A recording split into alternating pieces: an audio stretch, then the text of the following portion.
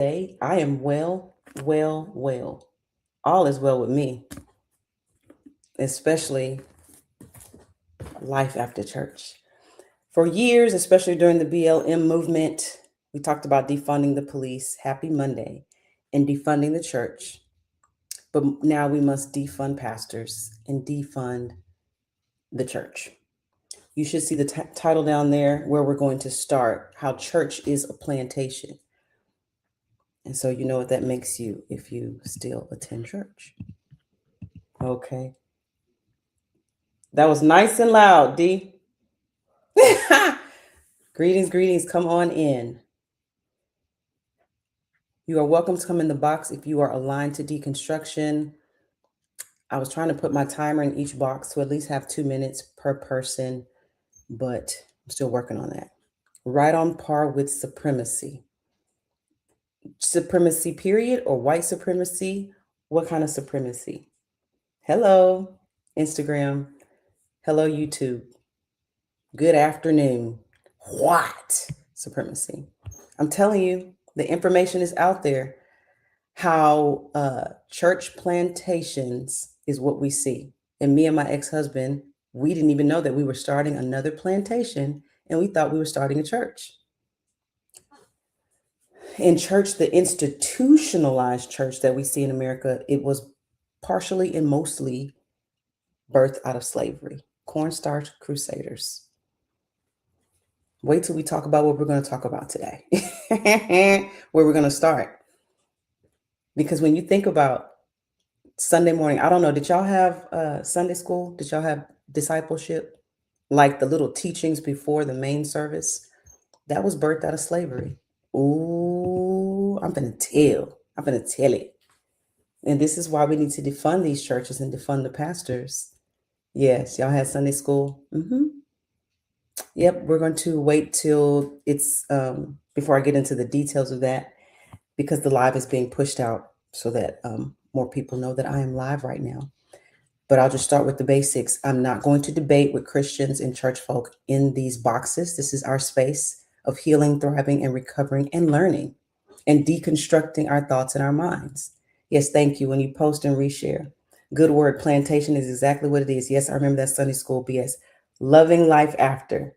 Loving life after 50 says, and I say loving life after church. Wait till you hear how that started, mainly in North Carolina. The main sermon was to obey your master, period. But I'm going to get into it, okay? If they late for church, they late for church. Good morning, BBD Jewelry. Yes.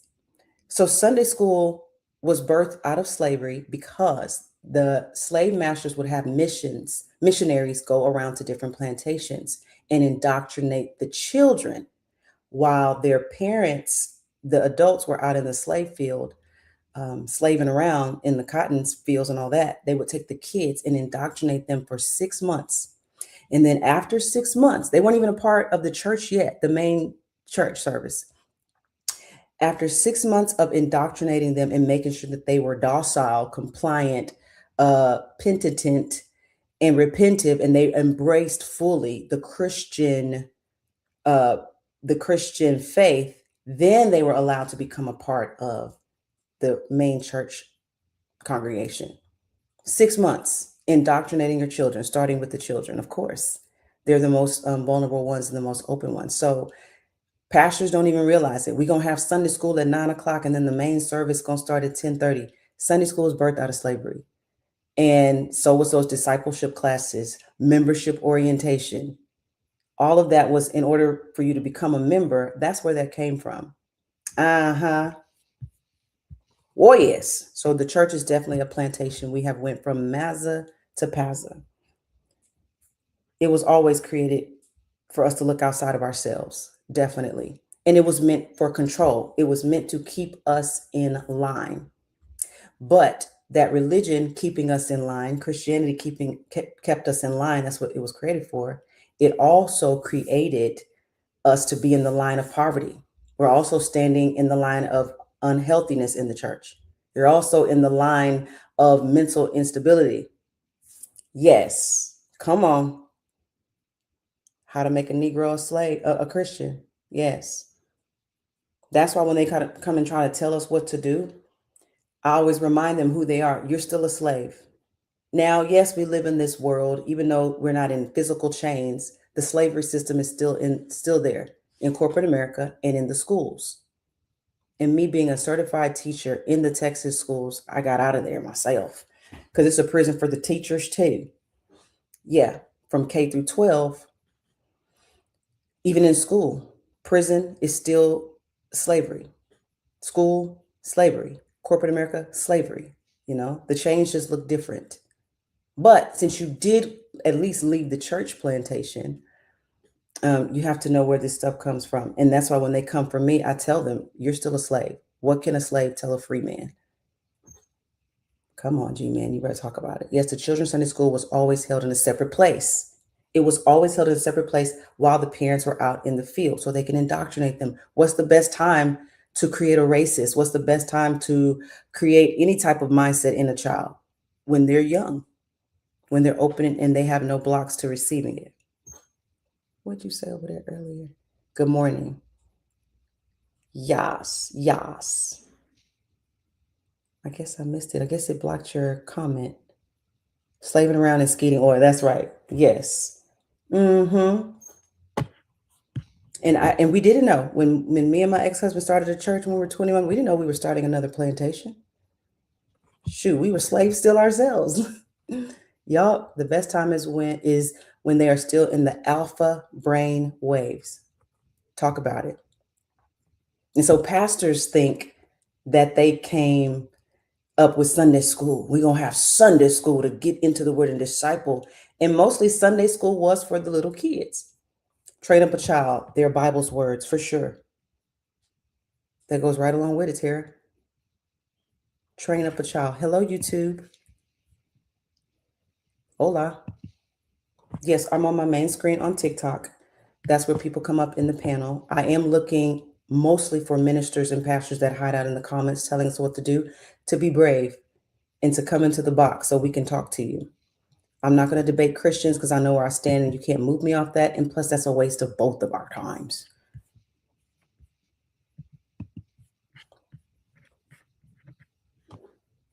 And that's what they would do. They would have different missionaries go around to different plantations and, get to the cheering first. And then they were put in different classes in different stages based on how they were learning and grasping on to the Christian faith. Then they were allowed to go and be with the adults. Yes. Hey. And that's what we're looking for. We want to know what you're doing as we are emptying the pews. My hairstyle won't let my hat be great, but that's okay. As we are emptying the pews and emptying their pockets and boycotting churches and boycotting pastors and church folk in our comments, we're looking for where's the power? Where are the miracles? Who did you help today, church? What did your church do for the community this week? All the monies go up and doesn't trickle down to the congregation for sure. Instagram. Right. So while that religion, even today, you've been left the church. I know that's right. 12 years for me, longer for some people, shorter for others. Some people are just starting. But yeah, it was created to keep you in line. And even today, it keeps you in line. If you're still going to church, Pastor say, we got to be here. Pastor say, we got to do this. Pastor say, we got to be at 11. Pastor say, we got to bring a sacrificial offering on Sunday at 3:00. It's to keep you in the line of poverty, in the line of unhealthiness, in the line of judging people. You left a long time ago. How many years? 12 years for me. They would have pictures with children sitting on Jesus's lap. All day, every day. Jesus. Yes. With the long hair. And that wasn't even him. And it was also considered probation. Like the kids would be on probation before they could be a part of the big church. 15 years. Yes. And that's what pastors think, that they are creating this stuff. It's just being trickled down and they don't even realize it. They think, oh, we have Sunday school at our church. We have discipleship class. We have member orientation. No, you have something that was birthed out of slavery is what you have. And we're just going to talk about it. They wouldn't just teach the kids on Sunday. That's who that was. Caesar, I always say his name wrong at the end. So I just say Caesar Bogoris or Borgias. Give me some phonics on it. I really don't care to pronounce it correctly, but that's who it was. Caesar Borgias or Borges. They would teach them through the week. Oh, I'm not hiding them. Oh, sweetie. Oh, I would never. I would never hide them, baby. Ever. That's why I put them in my head. I did them myself. I'm just showing you why we're here. We're here to empty the pews and empty their pockets. And I usually wear it on all my lives. Gotta go, okay. Happy grand babysitting. They must be not school age, huh? Have fun. Thank you for stopping by. Yeah, they would teach them through the week. Monday all through the week, but they would do it in the schools. So if they weren't allowed to read and they weren't allowed to write, but it was considered school, what are you teaching us? My God, on today, I'm God, right? And then that's wild. While they were catechizing them, questioning them, asking them questions, and making them give the right answers and indoctrinating them, they were, yes, they were telling them they were going to school. They thought learning about the Bible and this Jesus was school. Mm-hmm. Cherry, that hair is fire, girl. Yes. Thank you. So I'm just give y'all a brief, summary of what we started. We just started at 12. Life after church. Do you follow any religion? No, I follow myself. I'm not going to leave church just to go follow another religion. You know what I mean? Or call myself this. I'm this now and then be a part of this. Somebody else asked me, are you a part of this? Are you part of this now? Are you a part of this? What have you initiated into now? It's like, why I have to initiate into something? I just left Christianity and church, so no, I don't believe in anything man-made. Uh-huh. Sphinx, are you a Christian? Before you come up, just a reminder, if you are a Christian, I do not debate or go back and forth with anybody that's in the pews. Now, if you're a church leader and you're a pastor, you can come on up and let's talk about it. Because while we're emptying the pews and emptying your pockets, we need to start at the head. Anybody in the pew, you can't do anything else. That's okay. Oh, and sometimes when you're liking the live, it'll accidentally send an invite. I get it. But if you really meant it, make sure you put in the comments, hey, call me up. I want to come up. You ain't follow any religion? Check. So you still believe in God? Yes, I'm looking right at her in my screen. I'm a goddess. We don't promote, I'm gonna speak for myself, promote anything outside of myself. Did you leave Jesus? I never had Jesus because he doesn't exist to me. We had an image of what they can indoctrinate us with. Yeah. He dismantles Christians on live. Who, that guy? Which one? Because I'm about to dismantle him in my chat. We don't do that. I don't do that. I don't go back and forth with Christians and believers. I might go back and forth a little bit in the chat just for entertainment purposes, but no. Oh, Sphinx is dope. Oh, okay. I do deconstruction also. There's one thing they can't get past is the creation story. You better talk about it. Yeah, so when I saw you hit that you want to come up, I couldn't tell if it was real or not. Ties is not money way anyway, it's food. And today, even if it is money, it's my money. Even if tithe is money on today, when I get paid from my businesses, I do what I want to do with my money. If you want to come up, I saw it, but a lot of people hit it, they hit it on accident. If you want to, sure. So here's where we started, that the church is a plantation. And that's where we're starting. We end up all over the place sometimes. And I'm cool with that. I'm not like pastors who preach the same old messages for 2 hours. We still talking about Jonah? What the hell? God dog it. Just kill the man already. Unalive him. But we're talking about how Sunday school, all that stuff was birthed. Everything that we see was birthed. I'm talking about the institutionalized church in America, Black church. Yes, there were institutions before slavery. Yes, Christianity was here before slavery in its own different type and different form, whatever. But we're talking about today and what the Black church is not doing and doing for us as a community. Thank you, Cherry, for helping vetting that. Thank you so much. Who came up with it? Yeah. The church is a plantation, so I don't know what slaves can tell me I'm a free person. What can a slave tell somebody that's free? They don't even know where these Sunday schools and all this stuff came from. What's up? Do I have you turned up loud enough? Yeah. Okay, Can you hear me? I can hear you now. Okay. I had hit you up on Instagram about music, so I don't know if you remember me. I'm the same person. Yeah, I don't do WhatsApp. I message you back. Go ahead. I do. Yeah. Okay, sweet. Go ahead. Talk to me. So on here, I also do deconstruction live, and I keep other deconstruction lives also. My approach is a little bit different because a lot of times they want to take me in the Bible and this, that, and the third, which we could easily debunk a lot of the stuff that's in the Bible. But I like to do timelines. So what I do on mine is I have a list of a lot of other religions that I also don't believe in, but predates Christianity by thousands and thousands of years. Right. Because when majority of times when Christians speak on religion, they act as though it's the first thing ever created, and I let them get aware that the Bible is not original.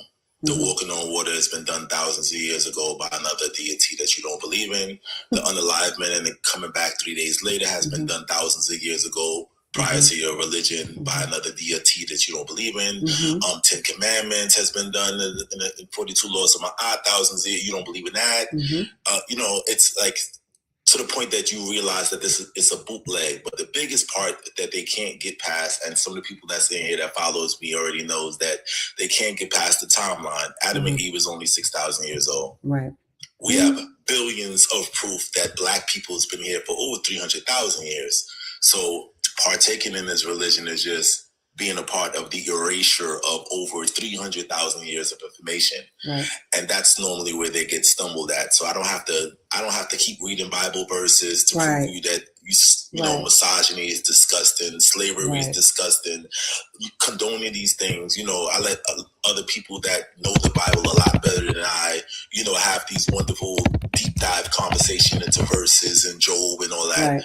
My thing is if the creation story is not real, the earth and people are older than 6,000 years, then the original sin never happened. None of these people existed.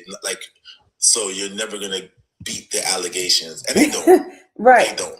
Because I could find buildings, pyramids older than 6,000 years old. I could find cultures, dynasties, and even deities older than the creation story of your thing. And sometimes they get tripped up. They'll come in, they not know what I'm doing.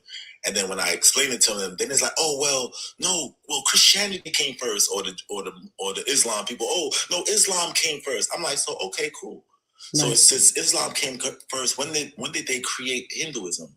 Here's the thing. But here's what you say. People that know the Bible a little bit better. I went to seminary school. I was in the church over 25 years. I was a pastor's wife, ordained minister, all the things. And I still don't want to go back and forth with them about scripture.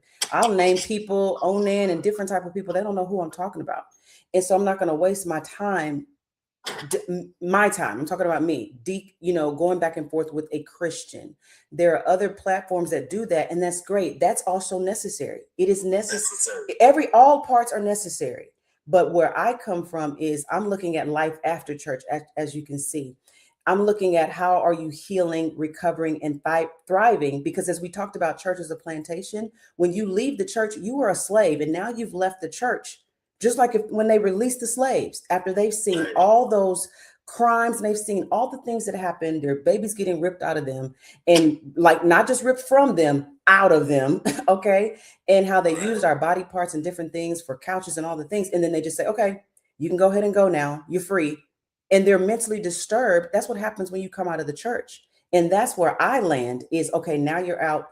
What are you going to do with your time, your money, and your resources? That's what I'm here for, life after church. And after we empty the pews and empty their pockets. But I agree. I just don't believe in, because you're going to believe what you're going to believe. And not only that, the ones in the pews are just regurgitating what their pastor said. They're just regurgitating scripture, like the ones that were on that platform in that panel with Jasmine. They're just saying what they've been conditioned. It's not an original thought. No original thoughts. Hey, you living? Hey, Sphinx. Hey, what's going on? Sphinx, you hurt my feelings because I'm telling everybody to follow your page. Go ahead, Sherry. Go ahead, Sherry. Blocked me. Sherry, go ahead. Keep it going, Sherry. Let's go. Keep going. Go. I know. Okay.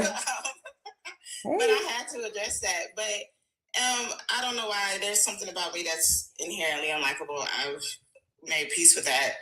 But I do like Sphinx's approach, which is unique because when he brings up the timelines, one time I was on Speaks panel and he brought up the age of trees.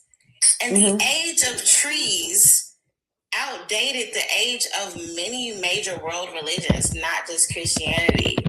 And he had them all dumbfounded and scrambling. And they were trying to look at many, so they were like, well, that's just Google. So then we cross-reference, and it wasn't just Google. It was like academic resources. It was also Yahoo. It was also ChatGPT. It was also Gemini. And so he kind of, it was also everything. So, but as far as deconstructionists go, right? Now, I myself identify as an agnostic atheist. I'm comfortable with the label of calling myself an atheist. Sure. I'm not really spiritual at all, right? And what's funny about it is I say, we know there's like 40,000 denominations or Christian denominations and stuff like that, right? But there's not 40,000 deconstructionists. There's not 40,000 atheists, right? And to get them to come up out of that, we're going to have to kind of like throw everything at the wall and see what sticks. Because there's billions of Christians with a B. So who You Living reaches out to is going to have a different audience because you're married with children. Who Sphinx reaches out to is going to be a different audience because he's from New York. Who I reach out to is going to be a different audience because I'm from Texas. And I'm a girl, right? So we need to approach deconstruction. All of our voices are necessary because all of us are going to reach a different demographic of Christians. Right. Well, I'm not going for Christians. We need them all to come up out of that. Right. But here's the thing. I'm not going for Christians at all. I'm here to speak to people that have already left and already out, and or those that are meant to awaken. Right. And those that are meant to awaken, that are still even in the church. Like, I genuinely get up every day and I just talk to the people that I'm in alignment with. I don't go after anybody. I'm not looking for anybody. They always come looking for us, though. They always find their way camped out in our company. The reason I talk to Christians on my panel is because the people who are listening to us are not all either on the left or on the right. The people who are listening to Sphinx, people who are listening to me talk to this Christian, one, it exposes, just like I love your videos when you call them out. It exposes their hypocrisy. It exposes their regurgitation. It exposes how uneducated they are. So I'm basically like Scooby-Doo, like lifting the like sheet above the ghost. Like when I'm talking to a Christian, I'm not trying to change their mind. I'm trying to show my audience, look how idiotic you sound. Exactly. That's the same thing I say is people will be like, don't waste your time on them. I'm literally not. They are here in our space and seeds are being sown. And most of these people will deconstruct one day and then they're going to come looking for us. Some of them come in my inbox. I could screenshot now a lot of apologies that I received from people that I have dragged and towed off my page. I'm so sorry, sis. Pastors as well have come and they have apologized. And that's why I don't waste my time. I speak my truth, and those that are in alignment with it come. And as you were saying, there's so many different denominations, so many different ways of thinking. And people will say, well, you say the church is a plantation, but if you don't stay in the church, then how are people going to morally be correct? Hello, newsflash, every crime committed against me in my life was when I was in the church. 25 years. That's when things happened to me. And the only crime that was committed to me outside of the church during these 12 years were by 3 Christians. Now I'm adding the 4th one to the list that I've had to either take to court because of their behavior. So you can't say, well, you need the church so that people can be in line. Here's what people think. They think, okay, if you have a group of people that's wilding out, youth, and they don't go to church, they wilding out. But that doesn't mean religion is the answer. Time spent with them, opening up different avenues for them to explore what their gifts are, relationships with them, not just, oh, we just got to they need God, they need church. When you see a group of young teens just cutting up and you know they don't go to church and their mom don't go to church, we automatically assume that Jesus is the way. when it's not. The truth will set you first. Yeah. Go ahead. I had a time I was having a conversation, and this is why I really like your platform, because I did address the church, and I told my audience at the time, I was like, I don't think the church is a bad idea. I think I think what they're speaking out, the ideology of the church is bad, but a bunch of black people getting together, cooking, having a good time, singing random songs, dancing. Right. You know what I'm saying? Is enough to indoctrinate me into a lot of stuff. Right. You know what I'm saying? And I think it's necessary. And then I went down the financial aspect of a church. I'm like, as much money as people are giving the church, empowering one person, that person could have literally bought a rental property and help give rent stabilization to people in their in their congregation or whatever. Right. There's a lot of financial things that could have happened that'll make life better for the entire people. And it's bad enough we indoctrinate ourselves because we love entertainment, food, dancing, random singing. I'm an artist. I love it. But it would have been that much better if we'd have been using the money to literally help empower each other. Right. People spend billions of dollars in church per year, and it only empowers a small amount of people. So it's like we could have been using this church for a greater good. Like, we're not going to stop racism. That's not our job. That's for the white people. Right. But at least we could have made life for ourselves 50% better by like railroading our bread into something that can help each other. The pastor shouldn't have got a new business. The pastor should have got some rental properties. This is why we are here to defund the church and defund pastors. And let's do it. Right. And so that's what Empty the Pews, Empty Their Pockets is about. It's about taking your time, money, and resources, meaning your gifts and all the other things, time, money, and resources, cut out the middleman and start funding yourself first. And when you take your time, money, and resources back, that doesn't mean now who I'm supposed to give to. That's also a slave mentality, is to take everything I have. You got to just give everything, just give. No, if I'm going to give to the community, I'm the community first. If you still have debt, you shouldn't be giving to a church. If you don't have investments, you should not be giving to a church. If you don't even have a decent, impressive savings account, you should not be giving to the church. You don't have all those things. You don't have your mask on first. You should not be giving to anybody outside of yourself. Then you can step out and help people. And that's what I'm here to do, is for us to heal, thrive, and recover, not just from what they call church hurt, but financially. People have left the church, but the church is still in you. And meaning the way that you think, that slave mentality that I got to give. People will come on my platform and say, okay, you talking this, but who you giving to? Myself. And I give to the need in front of me. That's who. I got to make sure I'm straight first, so that when stuff hits this nation like it always does, here y'all are praying and believing God for some toilet paper because everybody took toilet paper. Well, if you hadn't been given to your pastor and giving to your church, and Nomadic, she's on here, Christians will come over here asking for help. I have a GoFundMe, but my pastor won't help me. You have a GoFundMe? No, go find your pastor, because I told you to stop giving to them. I told you to cut out the middleman.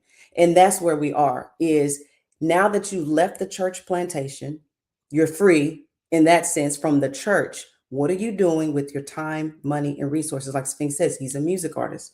He should be, monetizing his gift, which he is. We all should be doing that. Nomadic, did you have something, sweetie? Or she's one of my mods. She'd be chilling in the cut.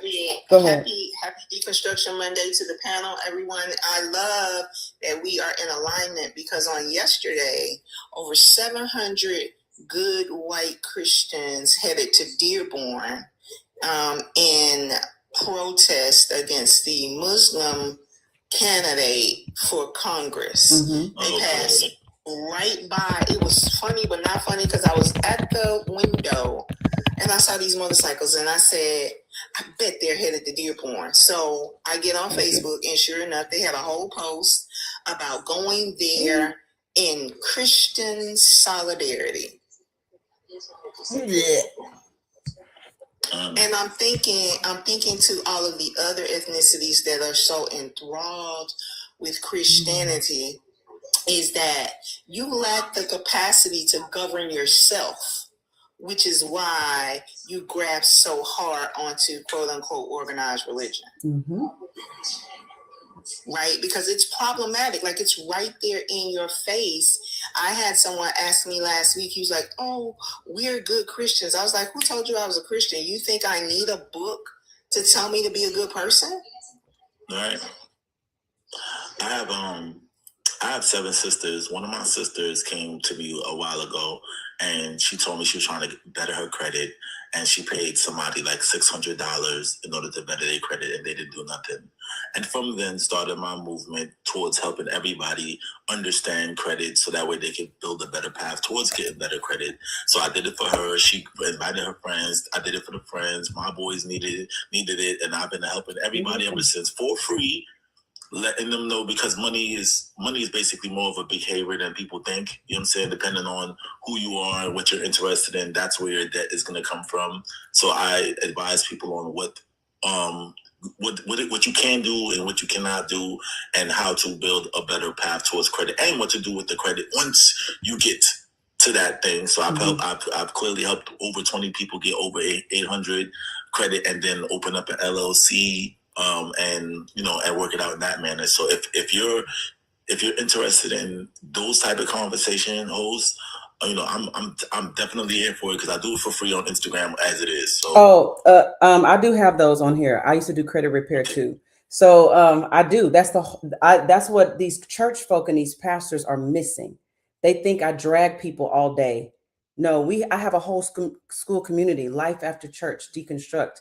We're helping people, assisting people in recovering. I'm gonna tell you, if you've been in church, you were on a plantation.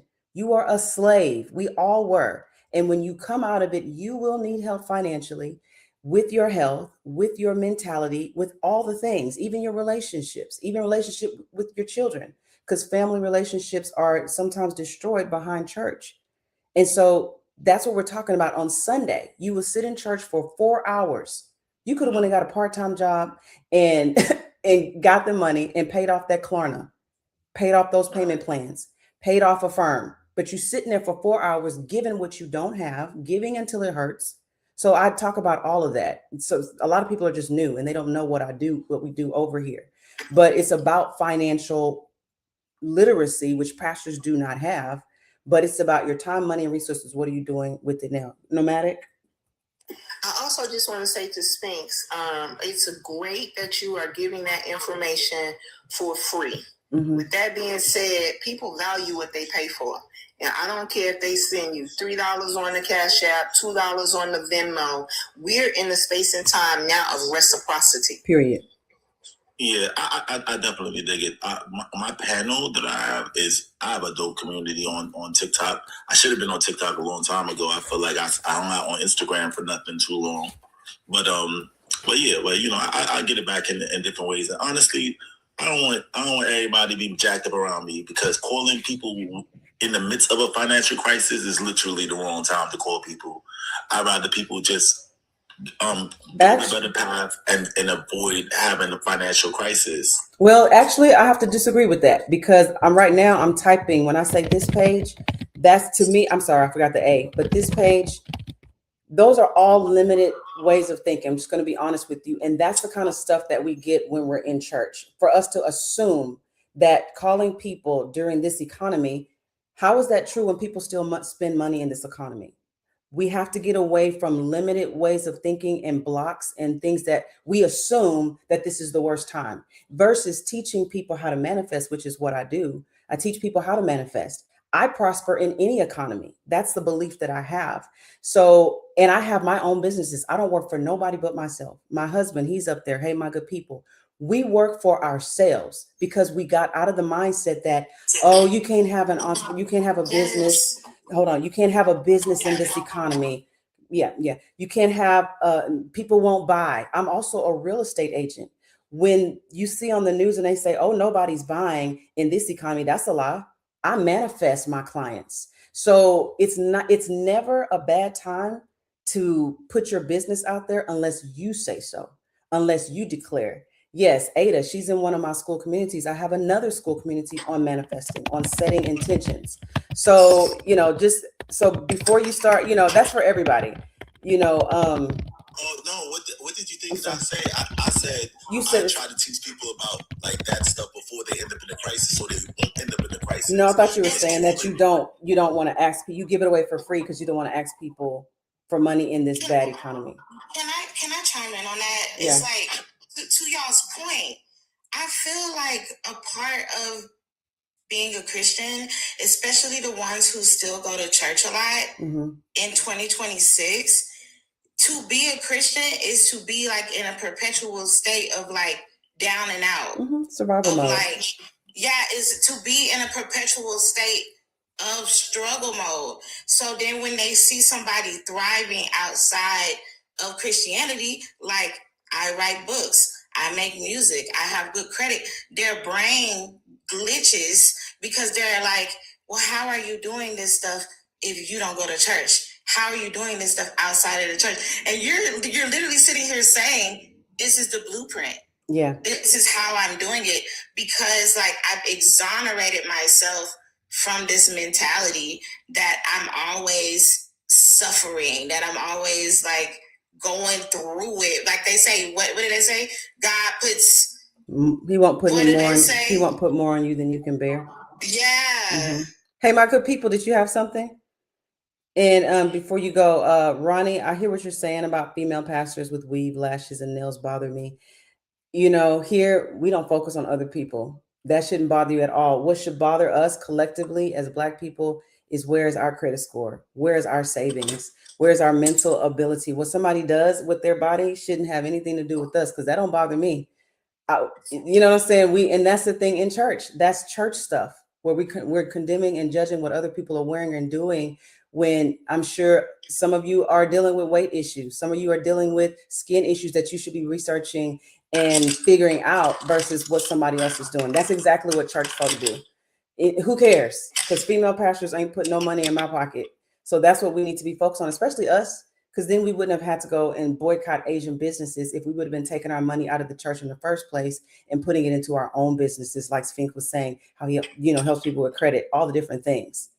Hey, my good people, go for it.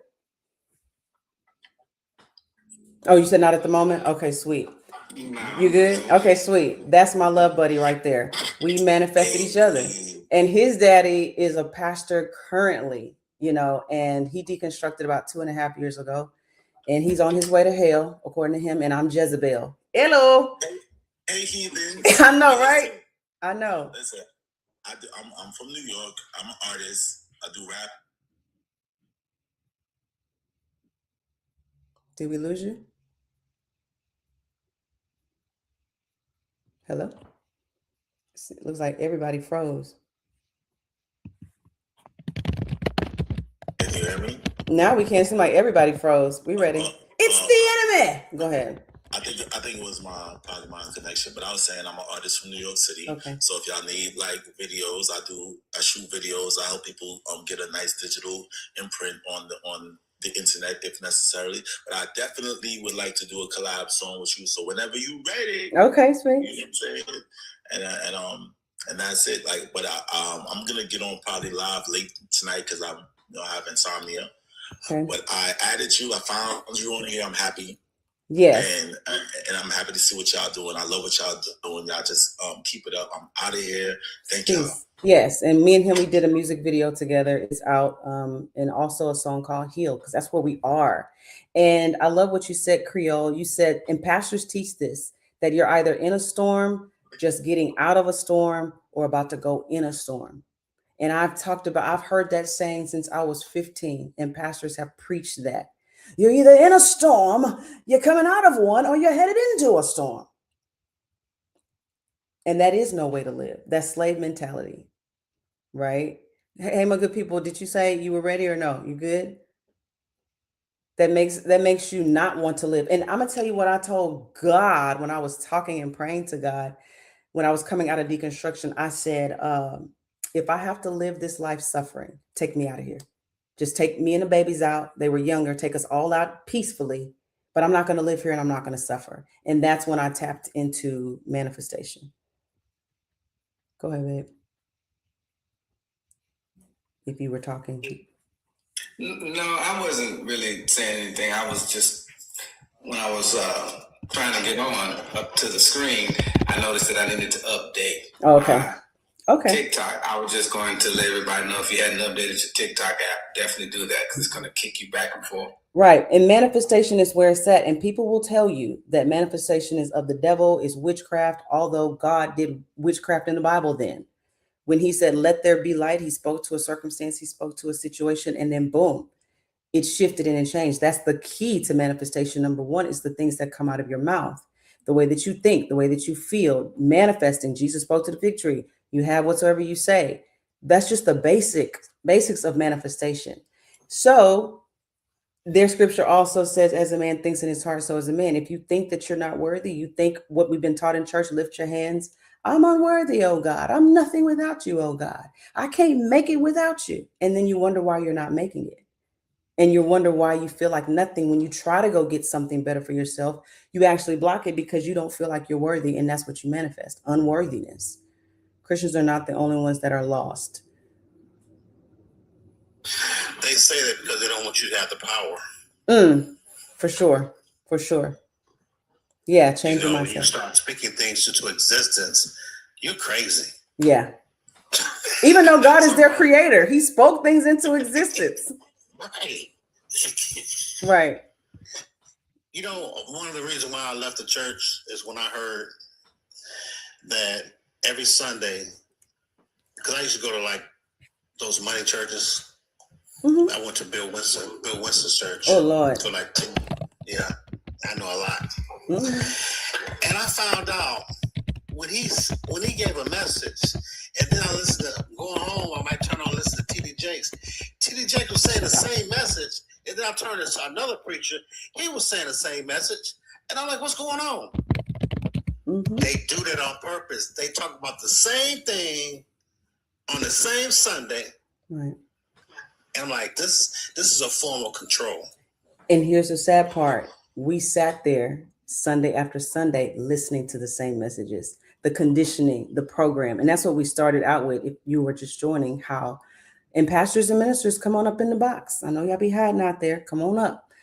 How the church is a plantation, and how Sunday school was started, how ministry classes were started, how membership orientation was started. All of that was started as part of indoctrination. And they started with the kids first. And they would indoctrinate them for 6 months. And then when they felt they were ready to join the regular church, they would do that. And this is what they did as slaves. They would, while the parents were out there in the field, because a lot of times you didn't see too many little kids, they were being indoctrinated in what they called school. So the kids thought they were going to school as slaves, but they weren't going to school because in school you learn to read and write. They weren't letting them do that. They were learning about Christianity, and they called it probation for 6 months. Started in, they would send missions to each plantation to teach these children. And then after 6 months, they were fully indoctrinated. Then they could be a part of the church. And that's how Sunday school was. Oh, we're going to really teach you about these stories in this book. That's how what they call membership orientation or discipleship class. And then they would put them in different classes based on what they were learning. Same thing would happen in our church today. So that ain't nothing new. One of the things I remember. Go read. I'm sorry. Somebody asked me a question. Go read How to Make a Negro a Christian. That's one source. Go ahead.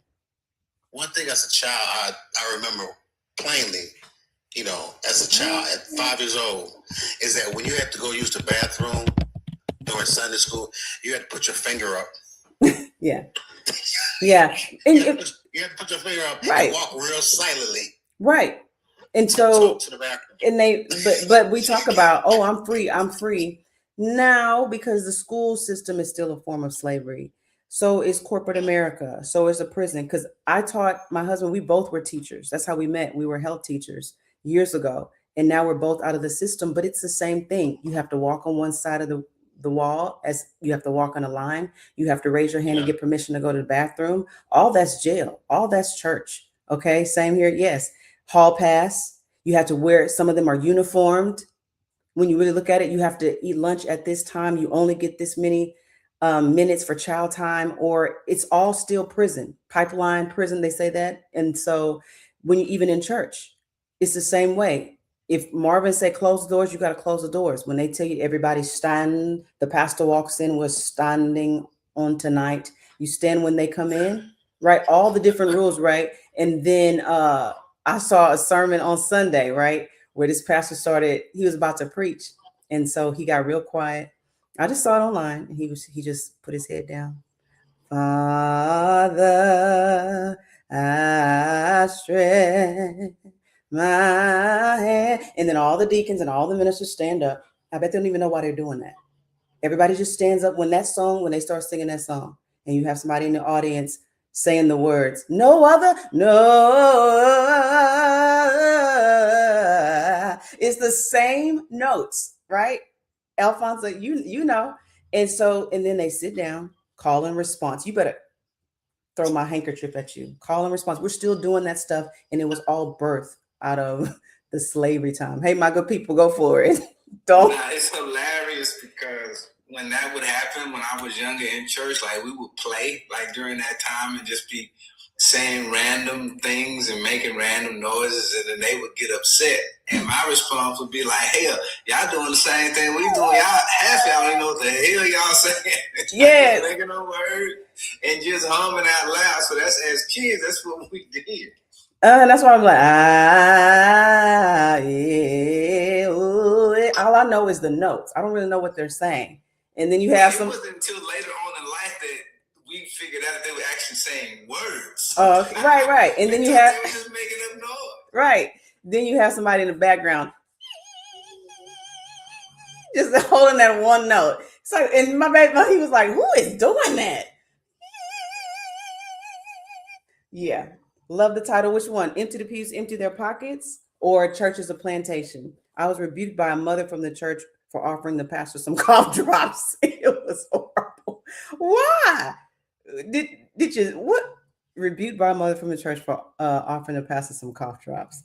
My God. Yes. Dorian, we love call and response. It's Father, I stretch my hands to thee. No other help I know. Okay. That's the name of the song. Somebody says call amen. I know call and response where somebody be saying the words back and forth, but you're saying those words what? Those were part of the call and response. Oh, okay. Yeah. Somebody would say, they would start saying, Father, I stretch my hands to thee. And then they would follow and sing, Father. Okay, like vocals.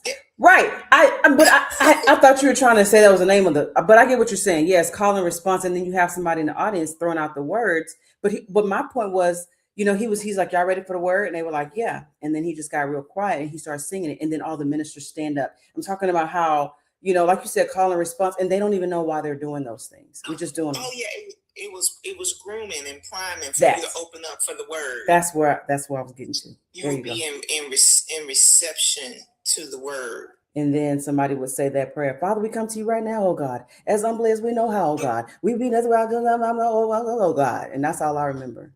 I wonder if anybody ever recorded it, because that's I swear it's probably like a 10-minute track, if not longer than that. That song would last so long. We figured out we didn't already have church by the time we finished singing. Can we just go home? Right. And I get it. Yeah. And I get it. That was our foundation. That's where most of us started. But at this day and time, we have to learn to let go of things that no longer serve us, that's no longer helping us or assisting us. And that didn't either. To heal, thrive, and recover. Letting that stuff go, because most of it, if not all, was birthed out of slavery time. It just really was. And it's not working for us. And it's keeping us stuck. It's keeping us in slave mentality, on us waiting on God. And like you said, Father, I'm nothing without you, oh God. Oh God, I'm nothing. I'm nothing. I'm a worm before you, oh God. We knew nothing about the Bible before slavery. Well, some people say they talked about it. Some people say they talked about it, because Ethiopia was in the Bible and it was before. I'm talking about the structure of church itself, the Black church structure and the institutionalization of it. That's what I'm talking about.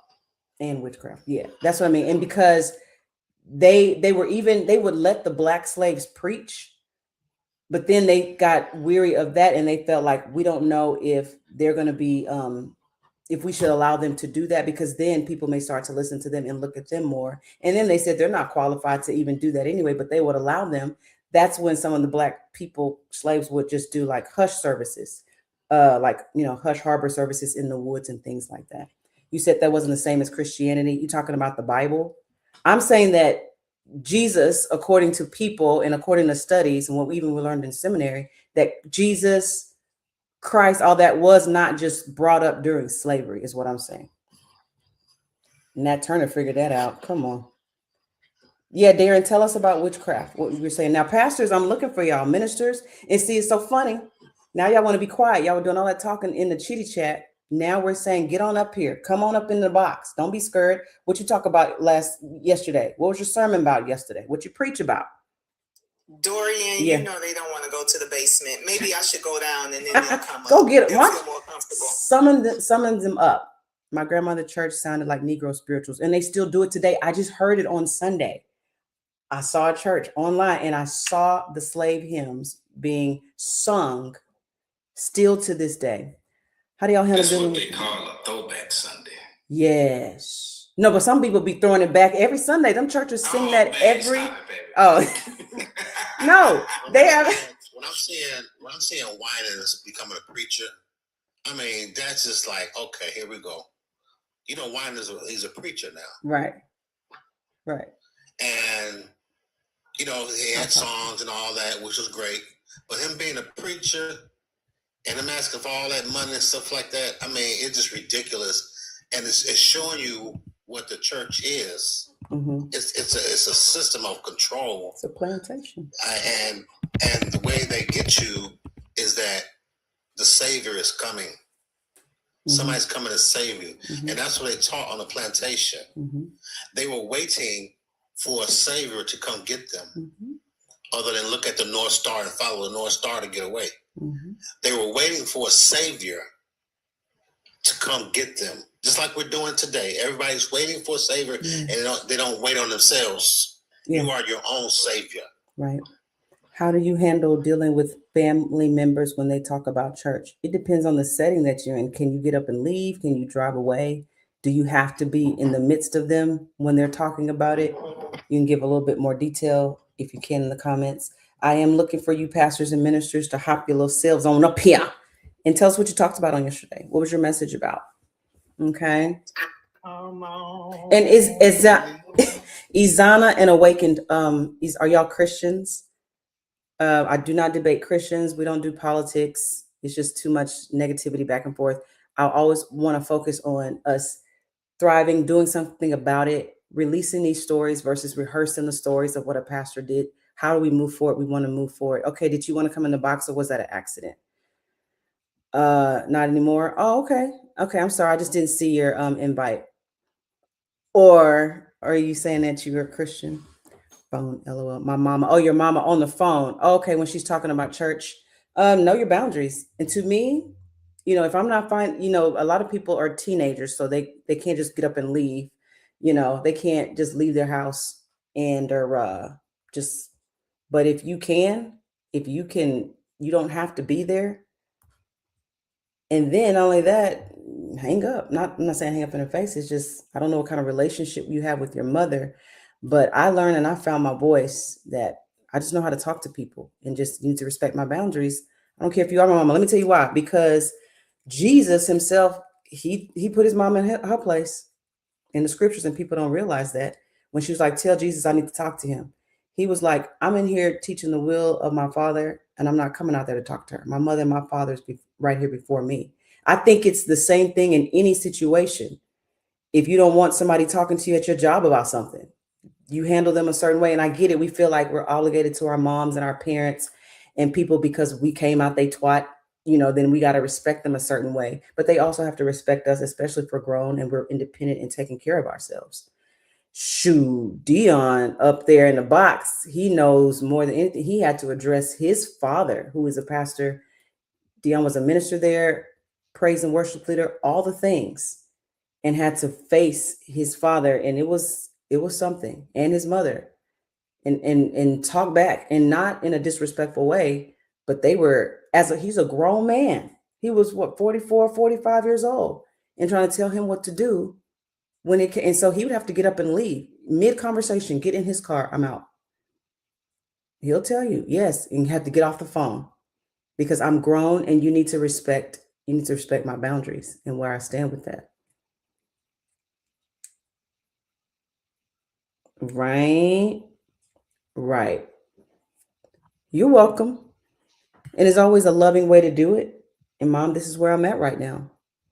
And then sometimes even with our family and our friends, we find out who really is family and who really is friends. And that's why Jesus, if they believe that, that's why he said that in that scripture. He was in there doing his thing in alignment with the people he considered his family. Because family is not everything all the time, and family is not always blood. It's who you choose and who you create. And when they was like, hey, tell him to come out here, it was his mom and his brother. And he said, I'm not going out there. This is my mother. This is my father. Hey, my good people, you got something. I feel something coming out of here. I can see you thinking. Yeah. No, baby, I'm just working on our usually calendar, just Okay. updating some things. I'm feeling your vibe. You go ahead. I jump on in now. Okay, I know that look that you have, that when a download is hitting. Jimmy Tron, did you accidentally mean to come up here, or did you mean to send it on purpose? So if you are just joining us, where we started was how church is a plantation even today. It is still a plantation. It is still ran like a plantation.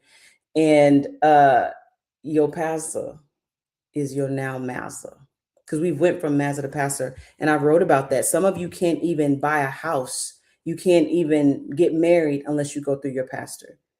On the plantation, you cannot get married unless the master approves it. Pastor be doing the same thing. I gotta counsel y'all. I gotta meet him. I gotta see. Okay. I was in a cult and we couldn't name our kids without the pastor approving it. They select your friends. Yes. And I wrote about that. If you didn't know, I have a book out. It's called Empty the Pews, Empty Their Pockets.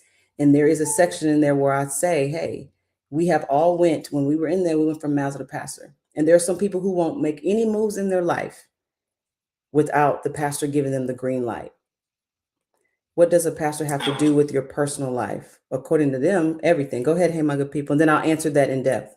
Go ahead. No, what I was going, something that did just pop up in my head, and I don't even remember the name of the young lady who said this, but she made a statement. By asking a question, she said, what do you call a book club that is stuck on one book? Yeah. Everybody looked around and she responded, church. Yeah.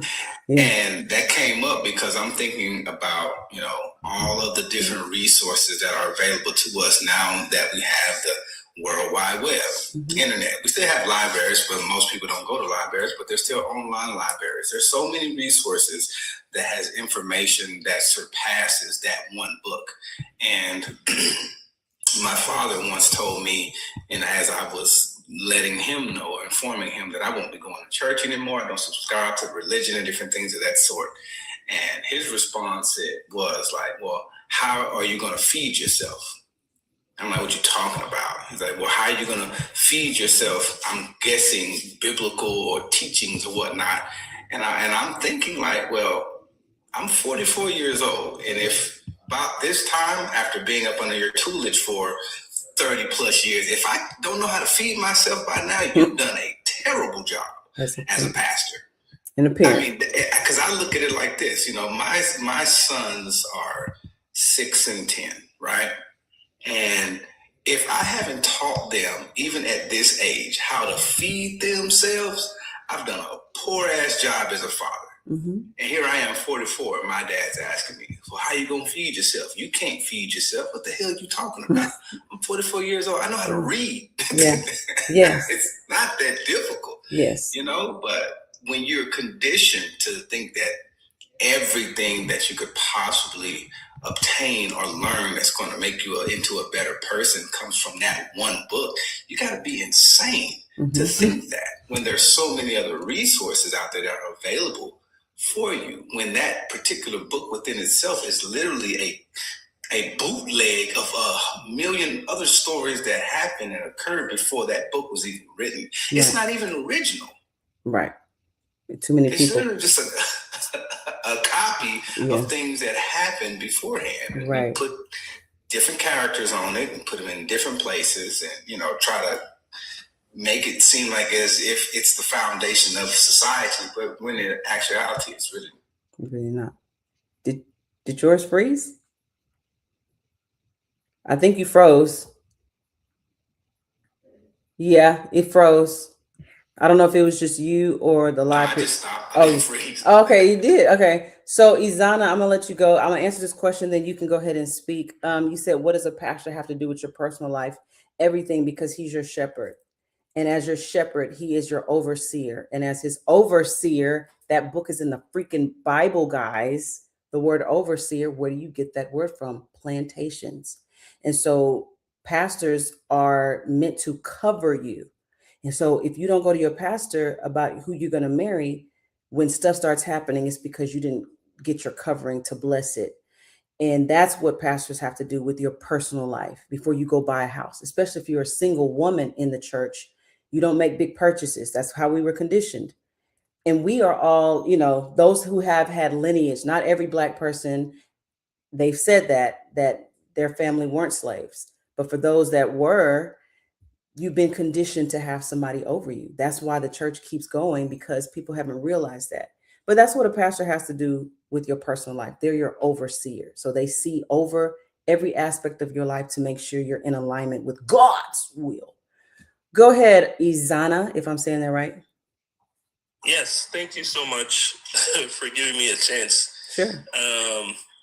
I like these topics. I grew up in the church, and I was actually a musician. So when you were speaking about the singing and all that stuff, I was one of the people who knew how to hype it up. Me too. So it's all manipulation, and it's really, when you realize that and you separate from that, you realize what freedom is. Because church talks about freedom. Yeah.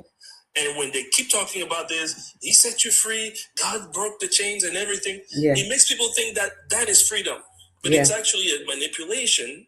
So you never know what true bondage is. Right. And when I broke from that, my dad told me, this is my dad. He said, if you abandon Jesus, know that from today, you have become my enemy. This is the words he used.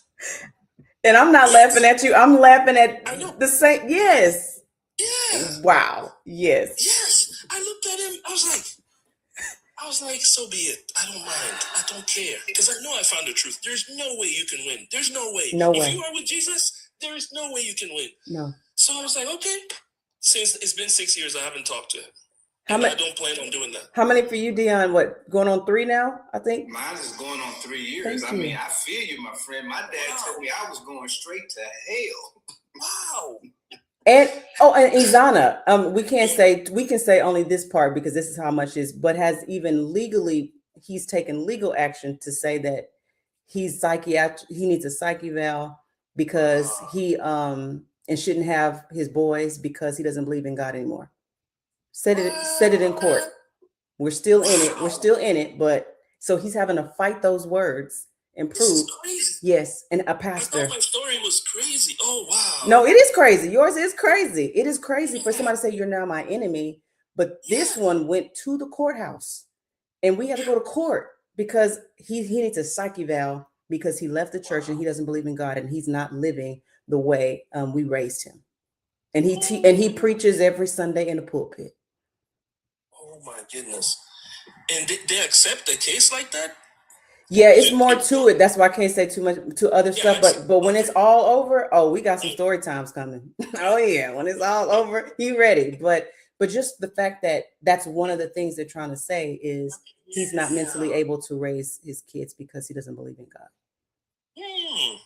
Wow. So the same thing. So it's true freedom once you leave. And I see, sometimes I go and on Sundays, if I scroll, I see like church services. I see it with new eyes now. Yeah. When I see them in there jumping, I'm like, wow. Right. They have no idea what's happening. No.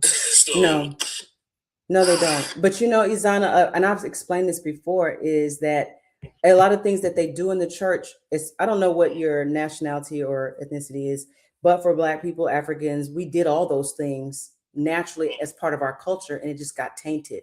All the dances, all the praise dancing, and when they doing all this stuff and twirling, all the giving, all that stuff, that's just African culture, period. All the oils they use, the tongues that they had, we also had our own tongues, but they tainted it by all that stuff, and just, and everything, the offerings, how we would give different offerings based in our culture, they tainted that in the church as well.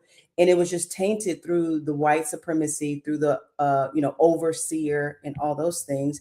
And much of the fear that we had, and I say we just collectively, of the master, people have that same fear of their pastor. Like they are scared of the pastor. Say we gotta, what pastor gonna say? We don't want pastor.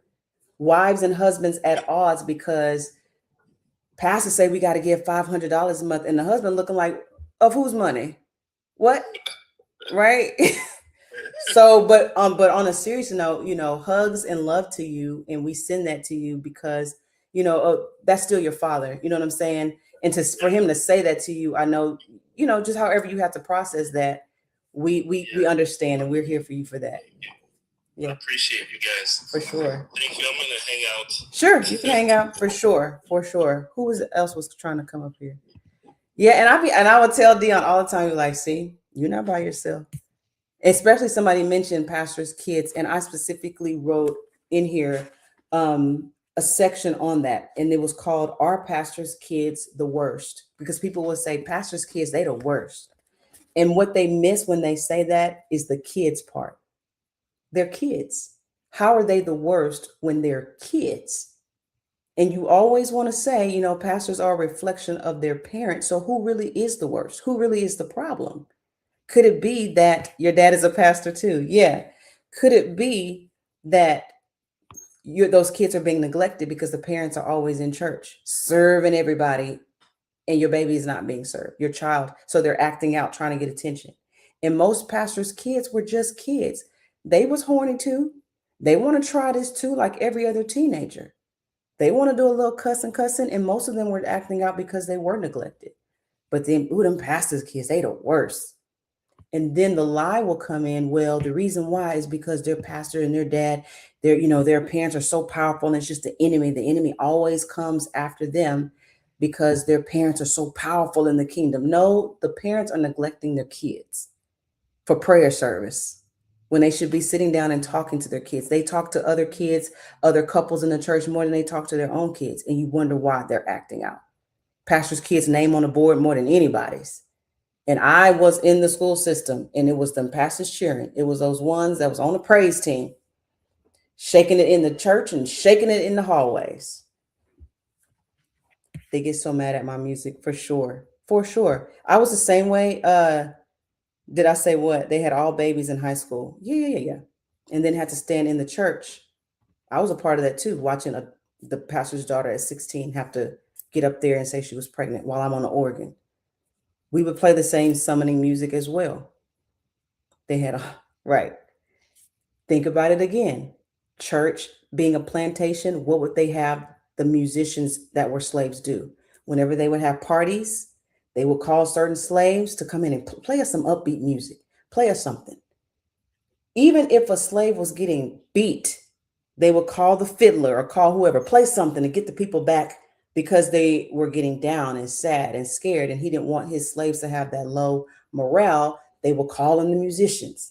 Come on, play something. Why is she getting the skin ripped off her back? Right?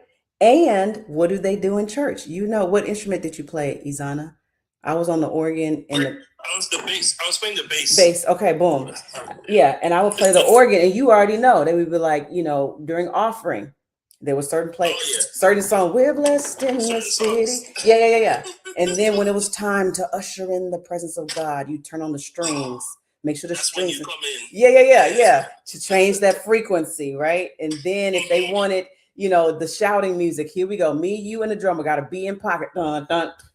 Dun, dun. It was all about the spells, for sure. But that's the same thing that happened in the plantation. Go ahead. You sure did, melanated. Yeah, that's the same thing. That's all I was saying. Go ahead. Mm-hmm. So yeah, I think that's what we were doing. Even when people started to go into trance, because I ended up studying why people were falling, and it made sense, and we were activating that with certain keys and the drummer and all that, and then the pastor also. I heard they are trained. I don't know if you heard this. But I heard that they train people on when they do that sound on the mic, like that. When the pastors preach, talking, they do that sound. Yes, when they're Jonah got out of the fish on the third day. Yes, it is. They actually have schools. They actually have schools for that. I went to seminary, and there were certain classes we couldn't take so that they could train them up in certain ways. And not all the time is it a technical school. Sometimes you go to ministry school within the church. And some pastor told one of his ministers, I need a little bit more preach out of you. Dion, you can talk about that if you want to. Because, Dion, when he preaches, he just preaches. When he did used to preach, he would just preach regular. He would just talk to people. He was very entertaining, but he would never end his sermons like that. And a lot of the pastors, they're trained to do that because, especially in the Baptist church. Dennis, did you mean to ask to come up? You could be talking about marriage, but you need to end with the death, burial, and resurrection of Jesus Christ. You could be preaching about something totally different. You could be preaching about Jonah, but you got to end with the death, burial. And it wouldn't even make sense. That's how you know it was fake. And so they're trained to even how they start the message. That's why they all sound alike. As soon as they talk real slow so they can pull you in on tonight. All of that, right? And then if you turn to the book that answers to the name of Luke on tonight. That's true. Right? And then they have to have a title that's going to pull you in, Yes, when the storm is in you. Oh my God. And everybody just starts shouting, just leading while bleeding on tonight. And then they start like that. And how do you go from that to performance and animation? It's all to suck you in and pull you in. And then some pastors would tell me what their message was beforehand so that I could know what kind of, what kind of chords to play. I mean, it was all a production. It's literally a theatrical performance. Yeah. That's what it was. And when I stopped performing, here came the condemnation. I was like, look, I'm going to get up here and just talk to the people just like I do in the classroom. And at the same time, I was a teacher with one side. And then, I tried the whole scripted. Baby, turn your mic off. Baby, turn your mic off because I can't hear you. Just pull it up. Okay, go ahead. Just go ahead. Now talk. Because I don't know, you keep going out. It went out and I can't hear you. All right, it's going out now. Okay, now I can hear you. Go ahead. I took it off. Go ahead. No, what was happening is when I decided hey, I'm just going to get up here and talk to these people just like I talk to my students in the classroom. Yeah. And from that point on, it became me, who I was. Yeah. But prior to that, man, I was trying to be like every other preacher that's walking around breathing hard and sweating. It just didn't work for me. You know what I'm saying? I got tired of doing that because it was just an act.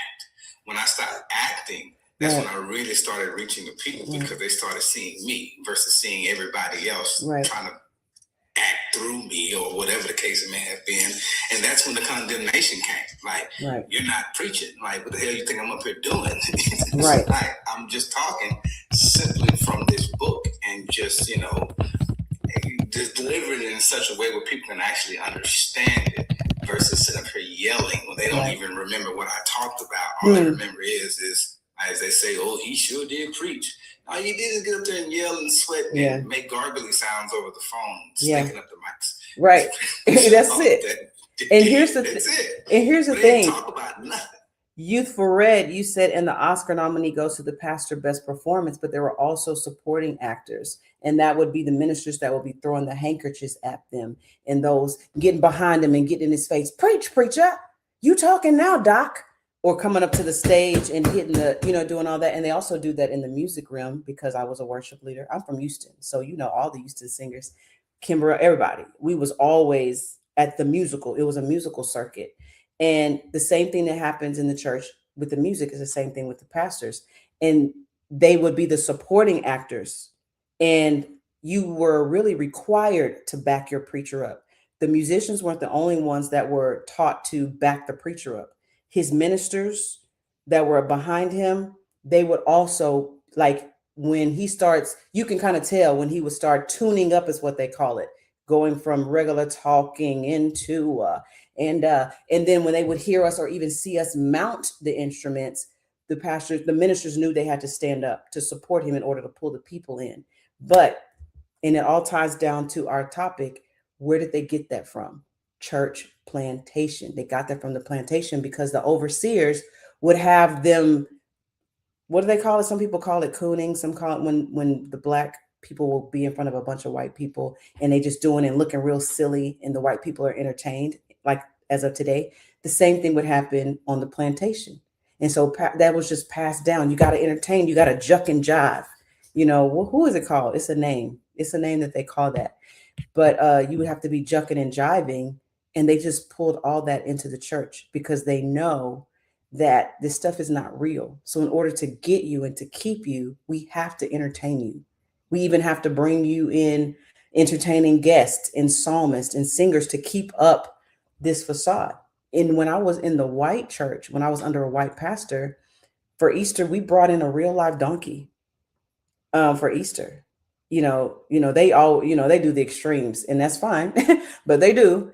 And y'all ain't talking to me. Y'all don't hear me. That kind of stuff. We really don't, because we tired of hearing that. Anyways, and when I sat under a white pastor and I was full-time as a musician, on that Friday before the Easter service, we brought in a donkey into the sanctuary to test it out. And I got on the stage. I was playing the music real loud just to see how he would react, so that when people came on Sunday, it's not nothing new. So they brought a whole donkey, and he took a dump on the aisle on Friday. So we had to put stuff down to make sure that didn't happen on Sunday. If it did, the whole thing, because he rode in on a donkey on Palm Sunday, right? And we do the same thing in that same white church. I talked about this before. They wanted to have a Soul Sunday. It was a non-denominational, multicultural, mostly white people. And because I was the worship leader, they hired me. Now I know they hired me because I was one of the dark spots, to kind of make it look like it was multicultural. Had me bring in a black artist. So I called up Sicardi. I was like, hey, Sicardi, and y'all know Sicardi Cortez. Hey, can you come do this Soul Sunday with me? And he came and did all the runs and all the things. And the white people loved it. You're like, oh, Sister Joyanne, your friend is amazing. Just, and he's singing the blood, all the blood, all runs everywhere, right? It's all entertainment.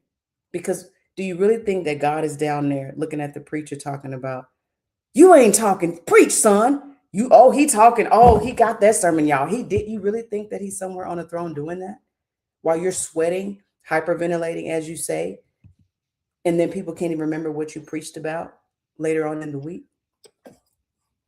And they're also using the chords and using the music and the frequencies the wrong way. Because as a certified sound healer, there are chords that you can play, whether it's the tuning forks, yes, the singing bowls, the harp, whatever it is, to encourage a person to heal themselves. And then when you go into the cadence and the flow, and I want you to come right on in and just bear with me just a moment as I get myself together, because the enemy was deep off in the house today. There are things like that you do, inflections with your voice that draw people in. And so it's all manipulation. And it actually, you are 100% correct, starting with slavery. But the problem that I have, is how we continue that. And there's I said on the live with Jasmine and the 20 Christians, there's no love like Christian hate. Yeah. Those people those women were utterly disgusting. Yeah. And if you're trying to draw someone back to whatever it is you think we're missing, do you think coming covered in dirt and muck and miry is going to make me want to run back and be like, oh, yes, I miss the church? Yes. Hard pass. Hard pass. Yeah. It's too much fear that's rooted in the church. And you're right. And everybody in the background saying, well, and nothing is well. It is not well. All is not well. Or that one right there. And just all of the different theatrics It all comes from a place, and we still have it, and it's not doing anything for us today. The church is a literal plantation. And if you still go to them, hey, I don't knock it. I'm just telling you what you're a part of.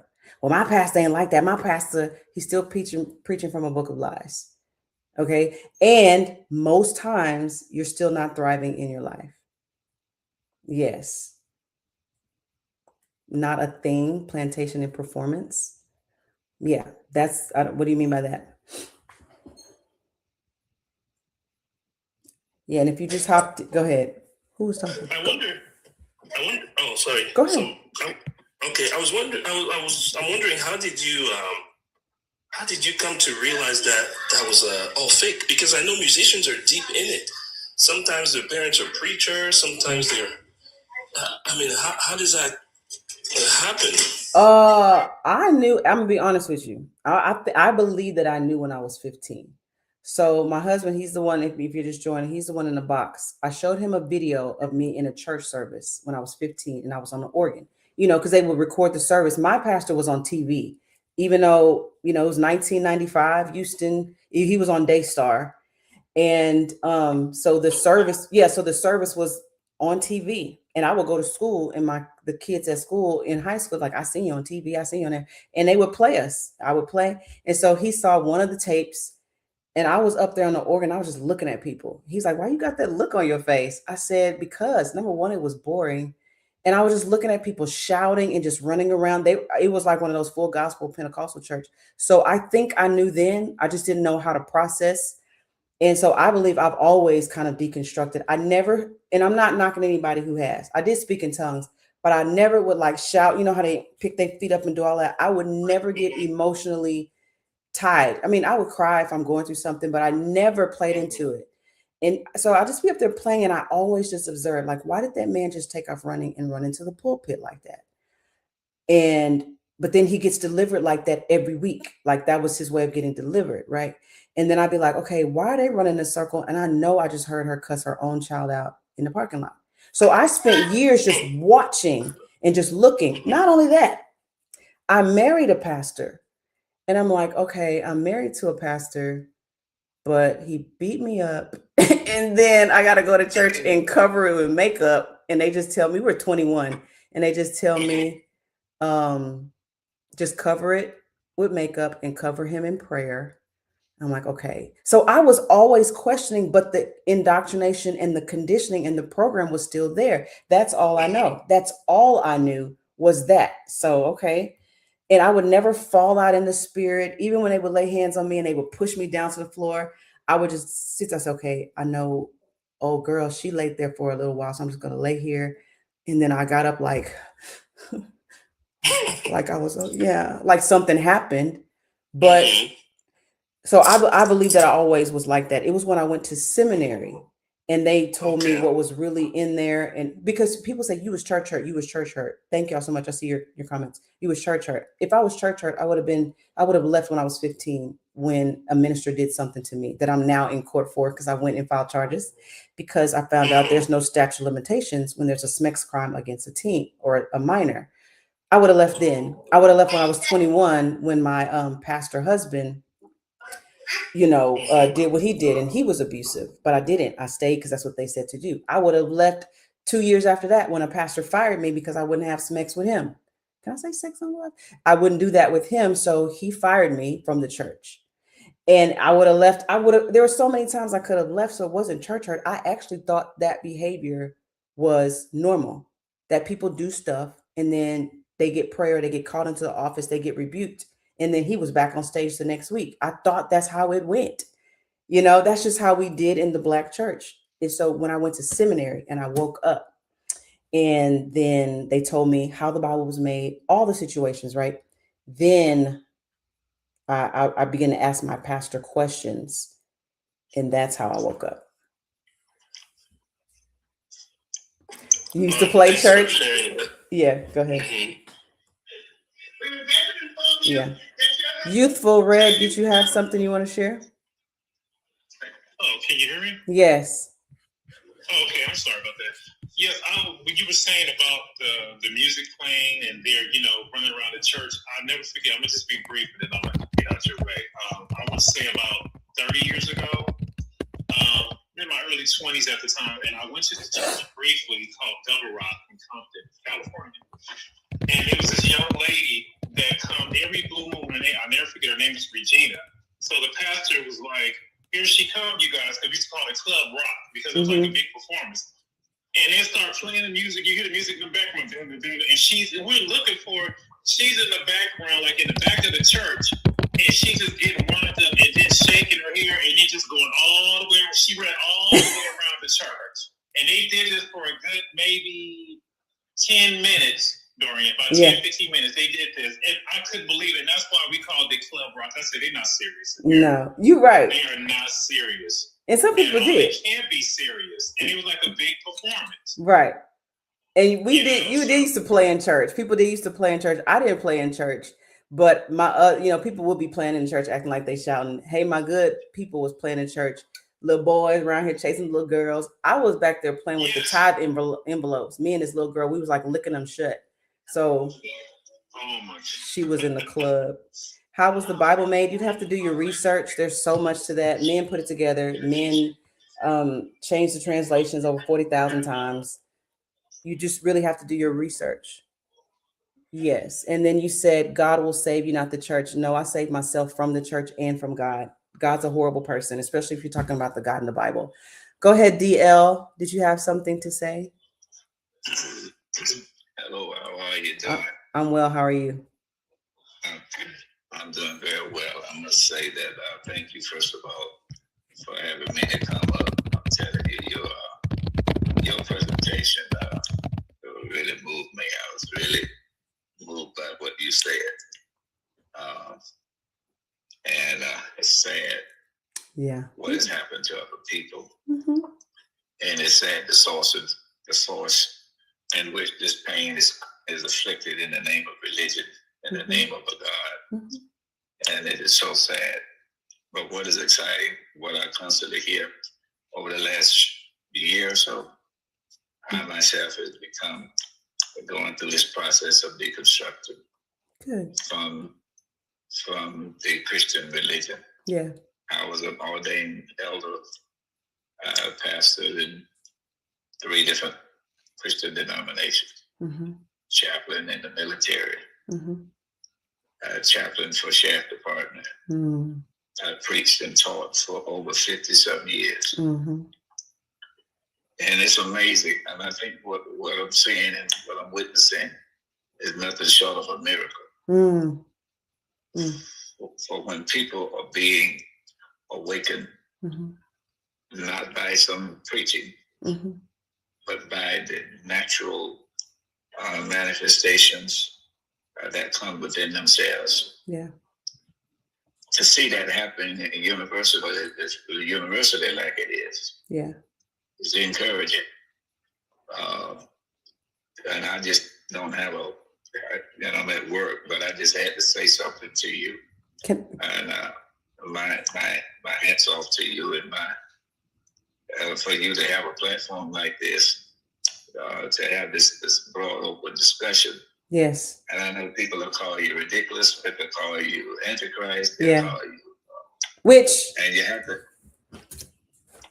you got to deal with your faith. They'll call you all of these things, but you never thought more clear than you're thinking now. Correct. Can I ask? Your mind. Go ahead. Go ahead.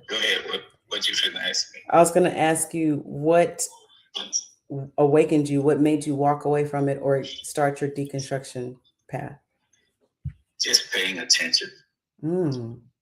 Just notice, just paying close attention and then listening to what I was really saying. And especially, I think the book of Job was a starting point. Because I said, man, let's look. When I started rationally listening, I was reading the story, the first part of it. Yeah. And it says something about whoever this God is, he's not very good. Come on. But if he exists. Come on. Because here's a man that didn't do any harm, but one point that I make about that story, what would God have to prove to Satan if Satan existed like that? A conversation between God and Satan about one of God's servants. And like God has to prove to the devil that his servant would never betray him, no matter how much he suffered. Now, that in a realistic world, no father would do that. No parent would do that. Come on, subject his own to. Like if I had an enemy, I would never subject my son to my enemy. So devil supposedly is God's enemy. So he has a conversation with his own enemy. Yeah. But he exposes his own son to his enemy. And allow this enemy to have access to his son. That ain't practical sense. No. So that began the process, and I started looking at other aspects of the Bible. If you read the Bible as it is, it'll dissect. It'll prove itself to be flawed. Yeah. You don't have to prove the Bible is problematic. Yeah. Just read it as it is without any guides and without any type of false narrative that come out of seminaries. Because what has to happen to become a Christian? You have to remove the logic. Yeah. You have to remove common sense. You have to remove critical thinking. Yeah. And you have to dismiss anything associated with reality. Yeah. You have to dismiss all of that just to be a Christian. Yeah. And so it shows you so much is wrong with it. But primarily, it was a tool when you begin to look at its contents to make slaves out of the so-called Negro in America. And when you begin to understand this, why do YT people love Christians so much? And everybody who is about Christian are loved by the YT community. Yeah. Because they are in the right position emotionally and mentally to be ruled and controlled. And that's why our churches are not able to combat the conditions of our people or to challenge the status quo because they themselves, along with the government, have aligned itself with suppression of our own people. Come on. And the tool has been and continues to be religion. Right. So I'm so grateful every time I get a chance to see these platforms of young people who are courageous enough to build a platform to encourage the deconstructed community. Say, you got a community, number one. You have, number two, what is happening in your head is not demonic. Thank you. Because your common sense is talking to you. Yeah. And the true God is the nature of you. He's never been separated from us. Right. Your nature is speaking to you. It's been there all the time. You just didn't know it. Yep. So thank you again. You're welcome. I don't want to say much more, but thank you again. Keep up the good work and keep bringing these kind of conversations to the platform. I will, but I have one question. Then you can go because I know you said you're at work. Did you get persecuted by other pastor people?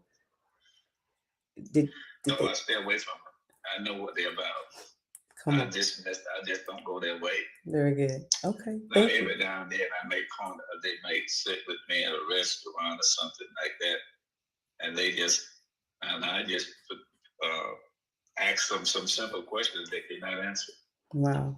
And that usually end the conversation, and they got to go, and they have to go real fast because I said, well, just some things just don't make sense at night. Right. And especially I shared with them the last sermon I preached in church was, do you still believe in Santa Claus? And so it was told not to ever invite me back. Good. And so I just kind of summed it up, what the Santa Claus theory was. He's coming back one day. Yeah. He's going to come again soon. And I said, what's the difference in telling your kids Santa Claus and that Jesus is coming back? And how long you want to keep telling your people this? that he's coming back so soon. Mm-hmm. And it'll be 100,000 years from now, if we still exist on the earth, we'll be saying the same thing. Mm-hmm. So somewhere down the line, just like you realize that Santa Claus wasn't real, you realize there's something wrong with this message. For a man to have been doing it for 50-something years, and I sincerely thought I was right. Right. And I didn't do it for formality, as some preachers preach with music in the background and mm-hmm. theatrical. I really was sincere about. I thought what I was being taught until in my mind, I realized that something is really wrong with us. Wow. And what we're telling other people. And actually beginning to realize that I was aiding white supremacy. When I realized that, I said, whoa, I got to stop this show. I got to get out of this. I can't have nothing to do with this oppressing my people. And then I'm 67 years old, at this stage of my life, I know I don't want to have anything to do with enabling a system that has oppressed us for hundreds of years. And I realized that book and that religion was all it was about. That's why our people are in the condition they are, because of religion. And when I realized that, I was a part of it. I said, I got to get out of this. So, yes, ma'am. Thank you so much, DL. I appreciate you for coming up. Makes it all worth it, I'm telling you. Yes, ma'am. Okay, have the best day. You too, I will. Take care of yourself. Mm-hmm. Hartswell and KLJ, did y'all mean to ask to come up, or was that by accident? And just a reminder, we'll probably be here maybe another 20 minutes.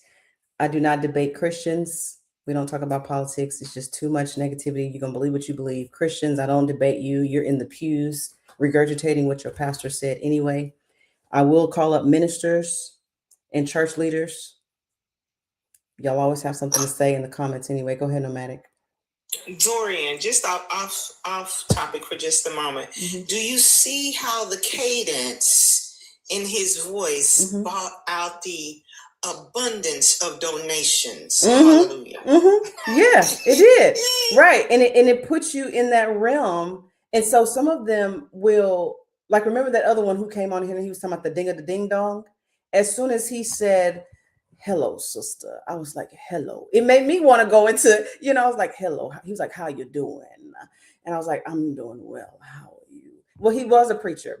He was an ex-preacher and he preached for years, decades. So that's what you hear. And so that's why they, all will sound alike. But like he said, he was doing it out of sincerity. A lot of us was doing what we were doing out of sincerity.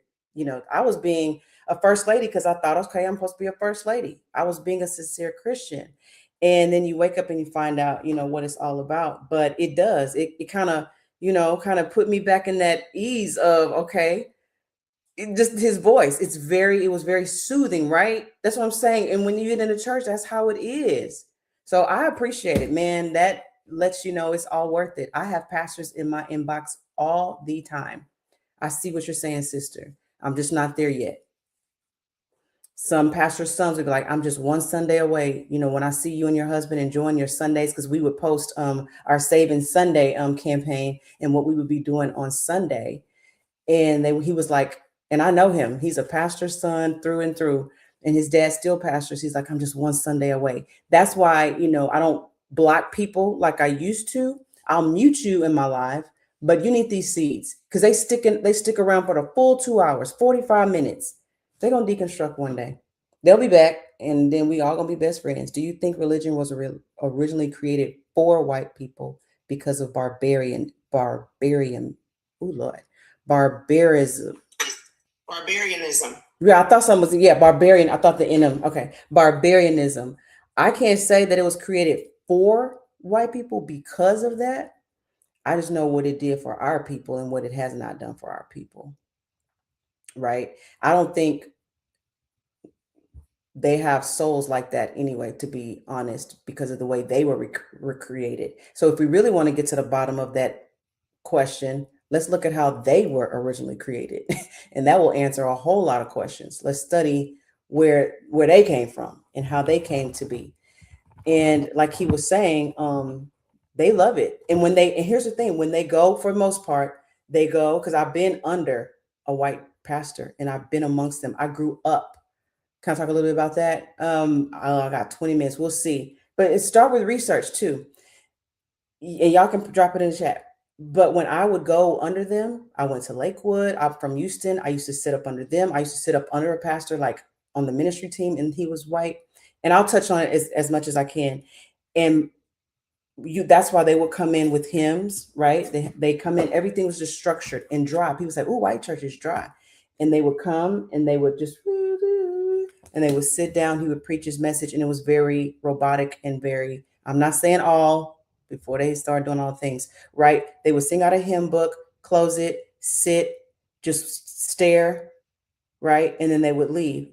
But we were more, because we are spiritual beings of, I can only speak for us. That's why we're so demonstrative and theatrical in the way we express our spirituality, known as church. But it's been tainted. Tongues has been tainted. The offerings have been tainted. The oils that they use, the dancing. I've said that a lot of times too. Everything that you see in the church, when they would have testimony stories, testimony service, and people will come up. We do that in our culture. We would share the stories of great people that did great things in our lineage. So I'll try to say safely, there's nothing wrong with the church and what's happening in it when that's part of our culture. It's just been tainted and used as a cloak through white supremacy. And there's books and resources that say that they use this as a cloak to try to keep the slaves in line. Okay. So yes. Please do the research. That way I don't have to try to dig into that, or we'll have to do a separate live on that. But go ahead. Somebody's going to say something. No matter.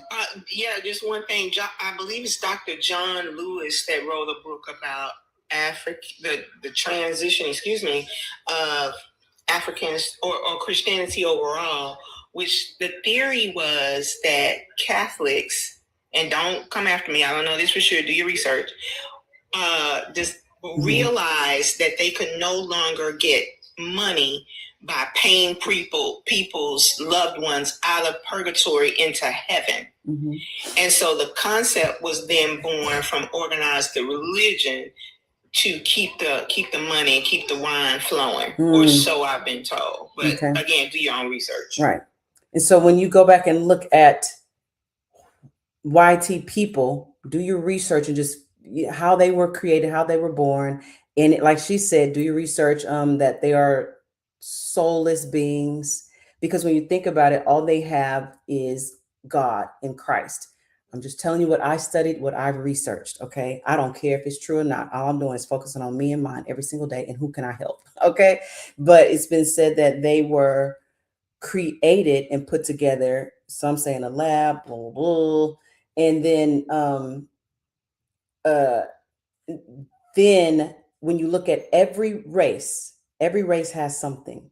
You have Buddha, they have one. Hindu, they have one. Everybody has a statue or something. We had all kinds of gods.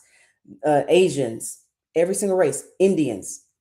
But when you come to the YT people, they have no spiritual expression. Like the Indians, and I'm not talking about the Indians, I'm talking about the TP Indians. They would, the moon, sun, that kind of stuff, right? Africans, we had our thing. Indians have, which one has the belly, the big belly one? Is that Buddha? They all have wolf, the river. Yes. They would have all these animals in the substance. Natives. Thank you. The natives. So I can be politically correct. But when you look at YT people, it's just like very stoic, just very dry, and so that's why that's why they have said that they are soulless beings that were created. And then they've been put in these positions of power over everybody because everybody accuses them from stealing from everybody, so the eagle and the deer, all those things meant something to them, the river, the lakes. But YT people don't have anything other than Jesus Christ, with the blue eye, the long hair, because that's how they would say it when I was under the white pastors. We're here to worship Jesus Christ. And they would just whisper that part and squint, Jesus Christ. But not over here, black, Jesus, in the name of Jesus. We were so hardcore with it, choose violence every time. But so when you do your research like that, I don't think it was created for white people. Let's look at how they were created. And the church is still a plantation. So as we do wrap up. If nothing else, it'll be a hard stop at 2:00. And you know what I love about the questions though? This is what we should have been doing, is researching. Because like Nomadic said, this is just what she's learned. This is what I've learned. Some stuff I learned in seminary. Start with Google. Just start with Google, and Google will lead you to some books. Start just typing in Howard this, and then it'll just lead you where you need to go and what you need to learn. But that's what we should have been doing. But what we were doing in church was we were just looking at one book, and we sometimes wouldn't even read that. We just wait for the pastor to start tuning up and let him tell us some incorrect, out of context scripture. Yes, reading is fundamental. Understanding is fundamental. Gaining knowledge is fundamental.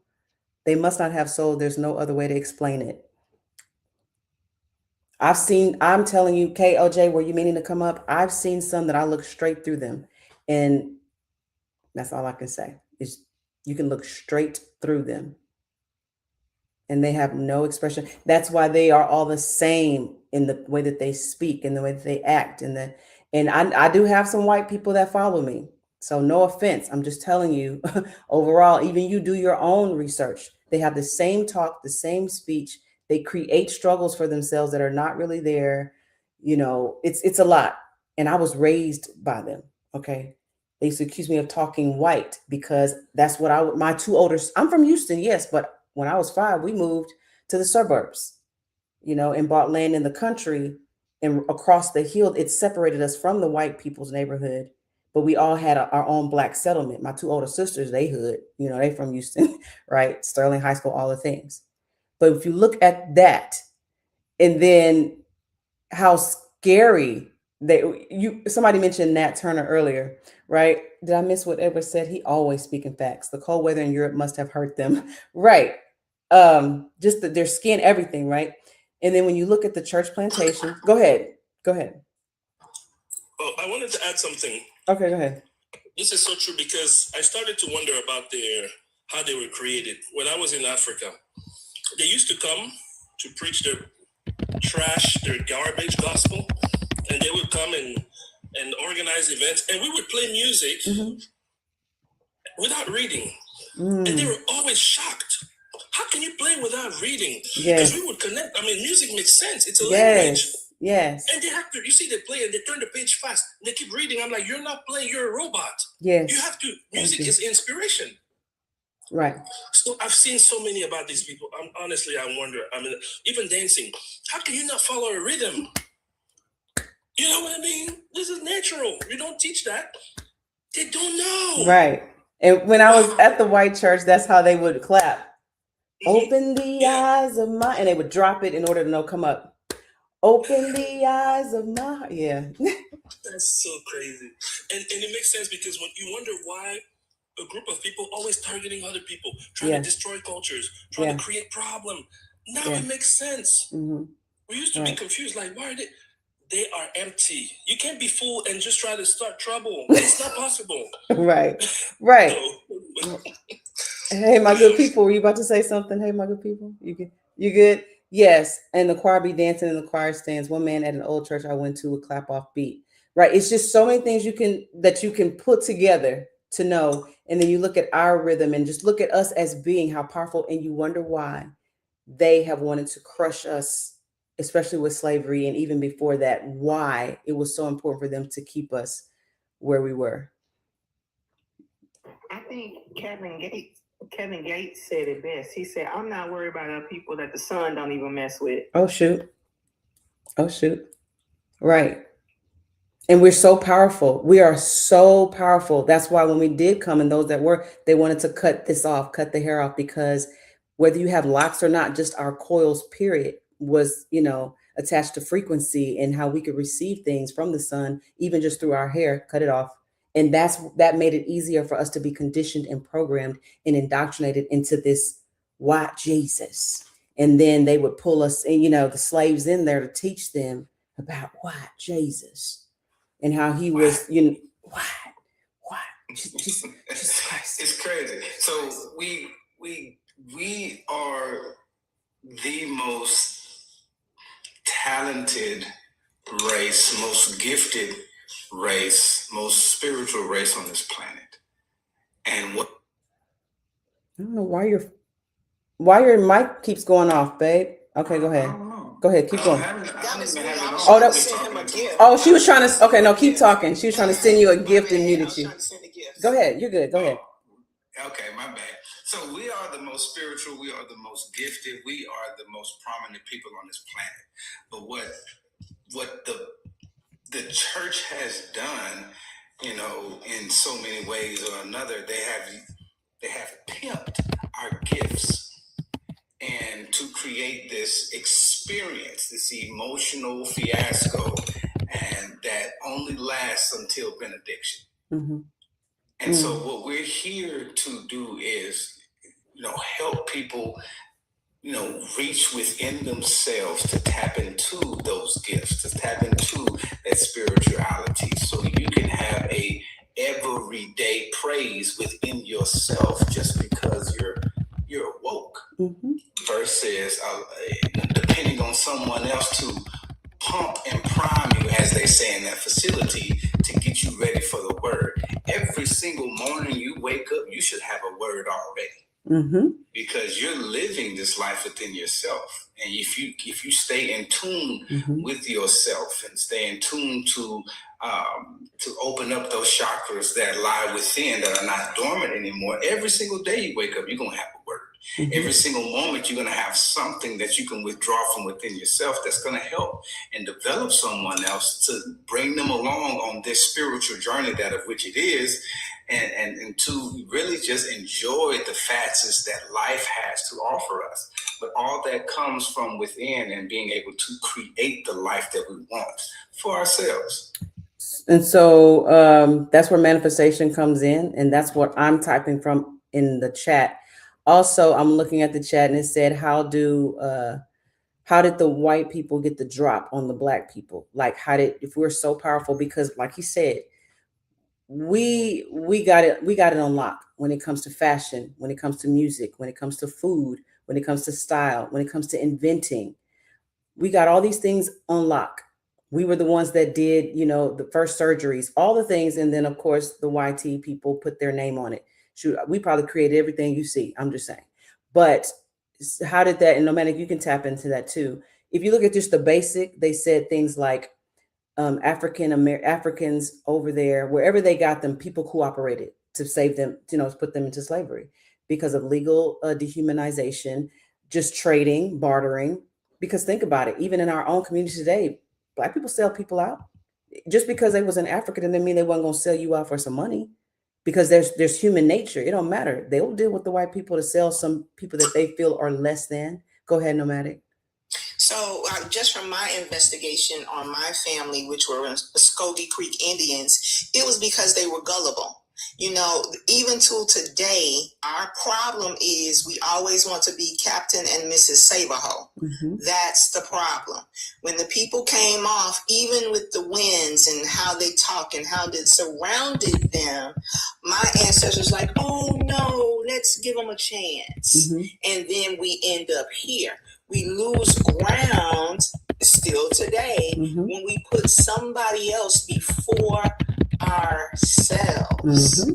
Now that's just from my ancestral perspective, because again, my ancestors are all of Alabama, part of Georgia, and part of Tennessee. All of that was Muskogee Nation. Mm-hmm.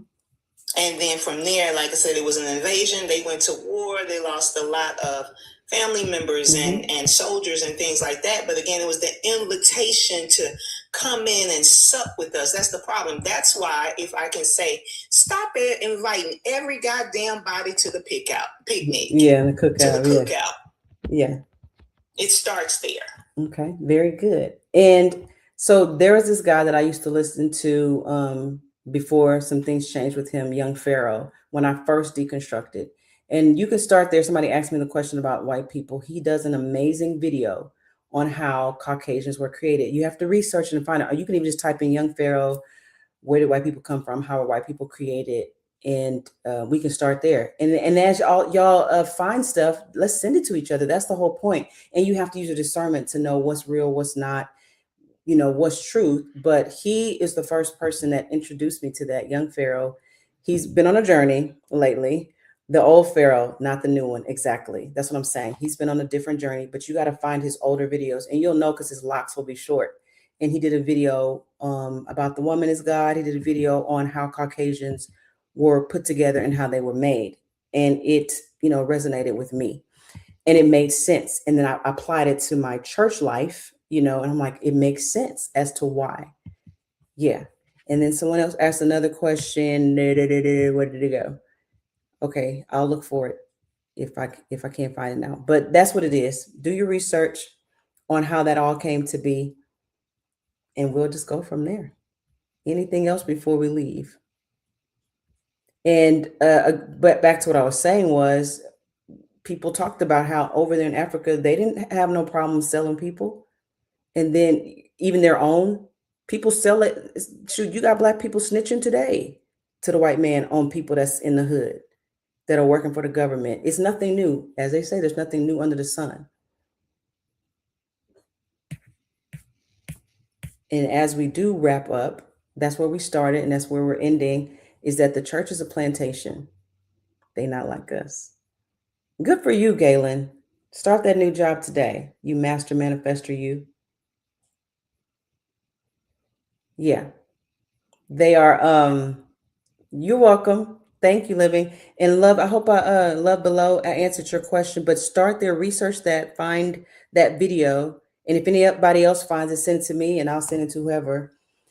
Thank you for staying with us for sure. We'll be back Wednesday night, 7 p.m. Central Standard Time, when all the pastors should be teaching boring Bible study while we're learning and receiving. And so here's the point of it all. Now that if you're out of the church, you're off the church plantation, let's heal, thrive, and recover. School.com, Life After Church. If you need some more just intimate time, welcome back for sure. Empty the pews, empty their pockets. Nomadic is great in so many ways. She has, that on lock when it comes to ancestral veneration. When they tell us that's witchcraft, talking to your ancestors or honoring your ancestors. Hey, my good people is up there. Hey, Youthful Red, did you want to share something before we leave? I know you said you want to say something.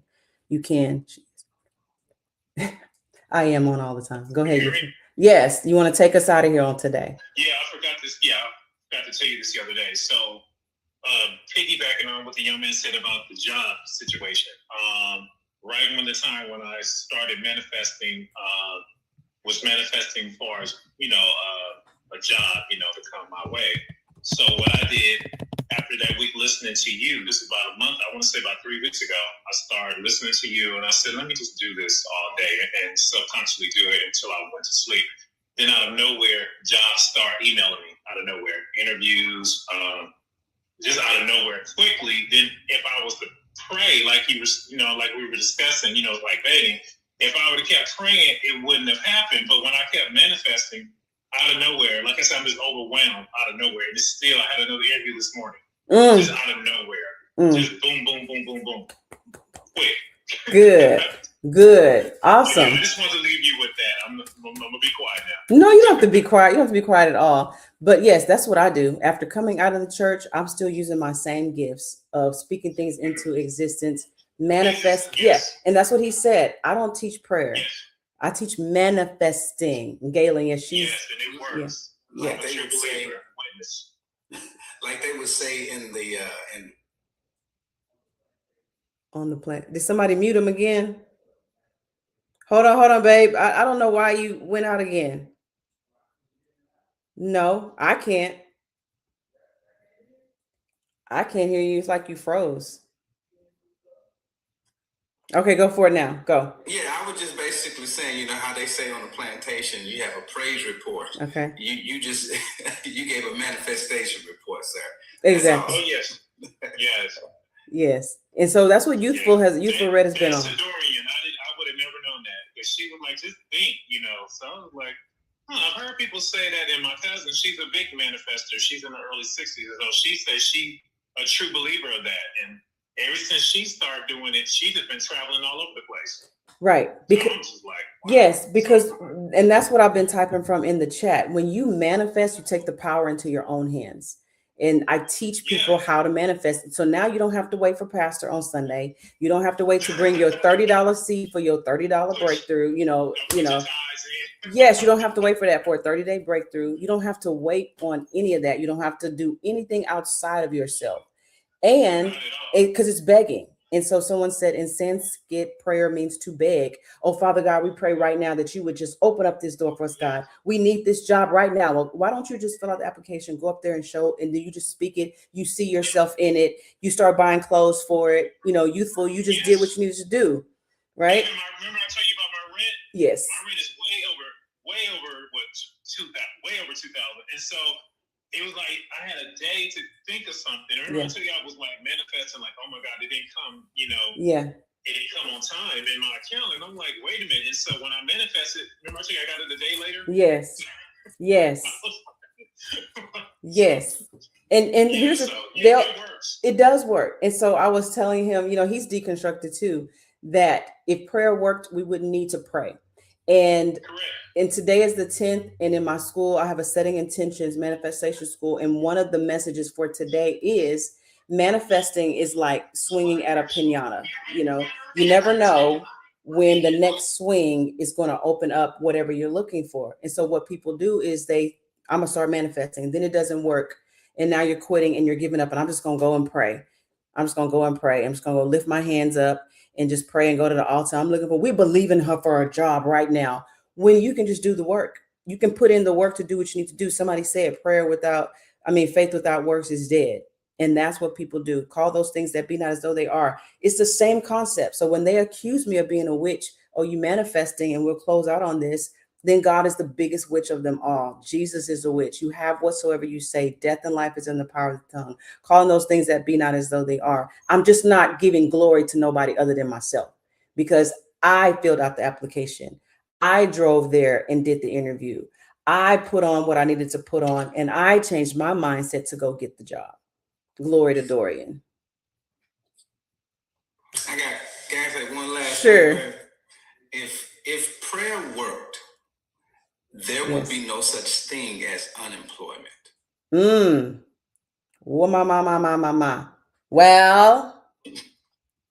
Well, Jesus taught manifesting, but the story was stolen. Creole. Can you say that one more time for the people in the back? Say it one more time. Just one more time. I say it one more time for the people in the back. If prayer actually worked, there would be no such thing as unemployment. Oh, yes, youthful. Oh, yes. And so we congratulate you on your manifestation report. Did you mean to come up, Creation, T-Jim? Did you mean to come up? Especially if you're a church pastor or a ministry leader. I know that's right. I'm constantly giving myself all the praise. I open up every day, first giving honor and glory to Dorian for being the head of her life. Or sickness and disease. Exactly. So that's what I want to leave you all with today is manifest, design what you want, and you speak it. And then you see yourself in it, see yourself doing it. Before I leave, nobody would need prescriptions. And if prayer worked, we wouldn't need to pray. Everybody would take an issue in the world. You all pray for it. He answers and it's done. We would never need to pray. T-Jim Creations, before I go, did you mean to ask to come up? Yes. If you're still breathing and in your right mind, breathe life into your desired reality that's in your mind, right? It's not too late. If you are still alive, so are the dreams that you're designing for yourself. That's the manifestation for today. Period. We wouldn't need food banks. We wouldn't need nothing. Okay? Love you too. Oh, you agree? Did you want to come up? I just saw an invite and it could have been an accident. I'll be back Wednesday night, 7 p.m. Central Standard Time. And go make it a great day. I am. We're about to go get into some great things today. We'll probably tell y'all about it afterwards. Anything else? T-Jim, I'm waiting on you. Did you just want to say that? I love you. I love the content. Before I go, I just don't want to hang up on you. Congratulations, Galen, on your new job. Congratulations, youthful. That's what it's about. Life after church is healing, thriving, and recovering. And if you're struggling with that, that's what we're here for. This is my manifestation page. Sure, why not? Go ahead. Come on and close us out, sis. I've never heard of you. I've never heard you on here, so that's why I want you to come up. Go ahead. Close us on out on today. Benedict us today. Hello, everybody. Hello. Hi, I just wanted to pop in. I thought the content was pretty cool. people. So I just wanted to just tell you guys that, you know what, keep it going. Unfortunately, it's no going back. You know, too many people are just, we got a lot of questions and we want them. I'm not going to say we want them answered because everything can't be answered. Why is it that people just want to be right? They just want the answers. We came into this world like It was, I mean, I don't even say come into this world. I just be like, you know what? I had a portal. I had a guide who brought me here. Right. And basically, I'm excited to be here. Yeah. But it's a shame that growing up, I kind of describe it as, you know how like you get a new video game, right? And you don't really know all the things that the video game can do. And I mean self, basically. Nobody really never told us how to try to figure out who we was as a self person. Like when you hear things like when you're going on TV and you see levitation and you see all these different things and you're like, these are superhumans. Mm-hmm. Well, why is it that nobody never told us how to dibble and dabble with self just to figure out what self can really do? I'm just kind of confused with that part. That is our whole message here. It's about self, looking within and figuring out how powerful you are. Like, hey, my good people were saying, we have all these gifts, especially us as us. We are gifted in every industry, but yet we wait for Sunday to come for a pastor to tell us what to do with our life. Yeah. Well, unfortunately, I just say that is the trick. Because as long as you get one generation to keep passing the same thing down, it'll never stop. Correct. So I get that. But I'm so proud of us for just feeling like we're going to, I guess it's either being shunned. Some people are afraid of being shunned. Some people are afraid of just being pushed away by people because you seem so different. But who wants to all be the same? Yes. I'm a little confused with that part. Who wants to be all the same? So I'm just thankful for this place, and you guys are amazing. I mean, every one of you. I just dropped in. I'm dropping in and out. You know, just doing my thing today. Okay. Well, thank you so much for coming. I guess I got to give you an offering too, because I got to pay all the speakers that came to the service. I'm gonna follow you. I'm gonna do that. Okay. Thank you so much. There. Okay. I'll start here as well. Let's do a gift. Oh, you're so funny. I usually end the service because, you know, when people come up in the box, that's how they do in church. If you come in church, you got to raise your own honorarium. So now I got to pay everybody. I did that right? Yes. Nope. Thank you. Did I do that right? I have no idea. And you're so right, Creole. Did you say that? That's because the church teaches you to deny yourself.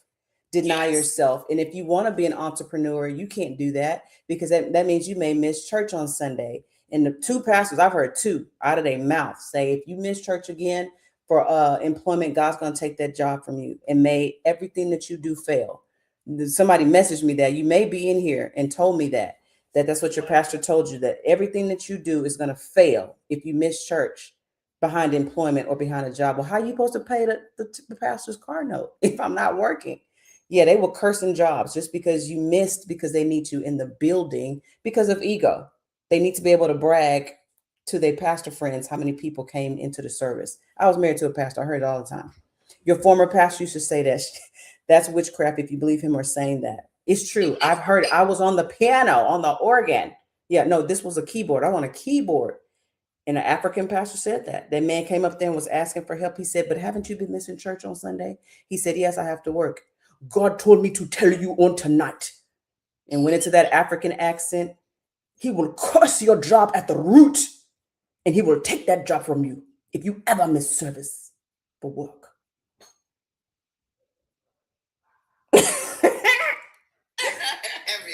Yes. But how are you supposed to make money to pay his tithes? He cursed him. And then somebody just messaged me this week and said that he was so excited about his new job and he had to go out of town sometimes. I think I remember that. And he said, yeah, may everything you touch and everything you do fail. Wow. I don't think that people really realize that there was time periods and witchcraft is real, spelling is real. And when they use everyday language, I don't think that they think, people don't go deep. You know how like you go to the beach and some people just can't swim, so you stay on the shallow surfaces? Well, some people who can't swim, we start in the middle of the ocean because we really want to know what things are. Yeah. So I'm thinking that some people are just really afraid to know the truth. It's scary when you just don't know. I've come to that conclusion. So they're going to demonize what they don't know. Right. Because it's scary and it's almost like insulting to say, well, oh my God, I'm afraid of that, you know. And teach them, they because then if they know the truth, then they have to take accountability. Now that you know the truth, now you can't wait for pastor. You can't wait for a tarot reader. You can't wait for anything outside of yourself. And you can get confirmations from a pastor, a tarot reader, from anywhere. I get confirmations from people if they have on a shirt. If we go out today and I wonder how I want to figure this out. How do I want to do this? Somebody will have something on their shirt, a whole message, and boom, I know what I need to do. You can get confirmations from anywhere. But once you know the truth, now you have to take your life into your own hands and you have to do something about it. What I can say is I guess I don't know, when you start to really try to understand who you are, you can really take yourself to places when it comes to meditation, when it comes to ashwagandha, when it comes to dibbling, dabbling, and all things that you really want to just find out your inner core and your real capabilities. It's kind of like, it's funny because people, what they don't know, they demonize. I mean, I have many photos. I love to play and smoke, and a lot of figures come through my smoke. Right. And you know, I think it's so funny because the first thing I do when I don't show everybody, I show certain people, but the first thing they do when they don't understand something is they demonize it. And that's the funny thing, is because I don't even understand while I see all of the images that I see. I'm also a fluid artist, so I see many images in my art, and I can point them out, and other people can point them out to me. But just to say that is that some people, you have to go and get what it is that you want for yourself when it comes to your inner self. And I think people aren't ready for that. They're ready for it, but they're afraid of it. I was about to say that Christians are too scared to do anything. They was walking out of they were walking out of the movie Sinners. They were walking out of Sinners. Oh Lord, the Holy Spirit told me to leave up out of here. But why he didn't tell you not to go? So, you know, they're too scared to hear anything that you're talking about. They're scared to I will walk up in a tarot house. For what am I scared for? For what? They're too scared and too afraid. I mean, they're afraid of their pastor. So they're definitely, they see a sage stick and this is the first time you'll see a Christian run. They see Palo Santo, they'll see anything like that, and they're out the door just afraid. So, but thank you for jumping up. We appreciate it. Thank you for having me. Okay, sweet. So lastly, what was I going to say? You worked at a church as my pastor's secretary for 21 years. Oh, I know you know the story. Smoke is cleansing. Yes, water is cleansing. All the elements that they're afraid of. They're extremely scared and will speak against you. And lastly, their book says that you judge what you don't understand. That's literally in the Bible. You judge what you don't understand. So walk today in grownership. Yes, you are grown. Take ownership of your life. Thank you to all my guest speakers. I'll get with my secretary so they can give you y'all's honorarium on tonight. Amen. And I'll see y'all Wednesday, 7 p.m. Central Standard Time. Thank y'all so much. Bye. Oh, we forgot our benediction song. What's the benediction song? Get right, church, leave us alone. Oh, get right, church, leave us alone. Get right, church, get right, church. Get right, church, leave us alone.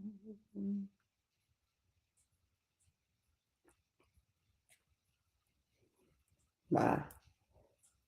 You like that song? Yeah, I just wrote that. You know what I'm saying? Run me my coins. All right.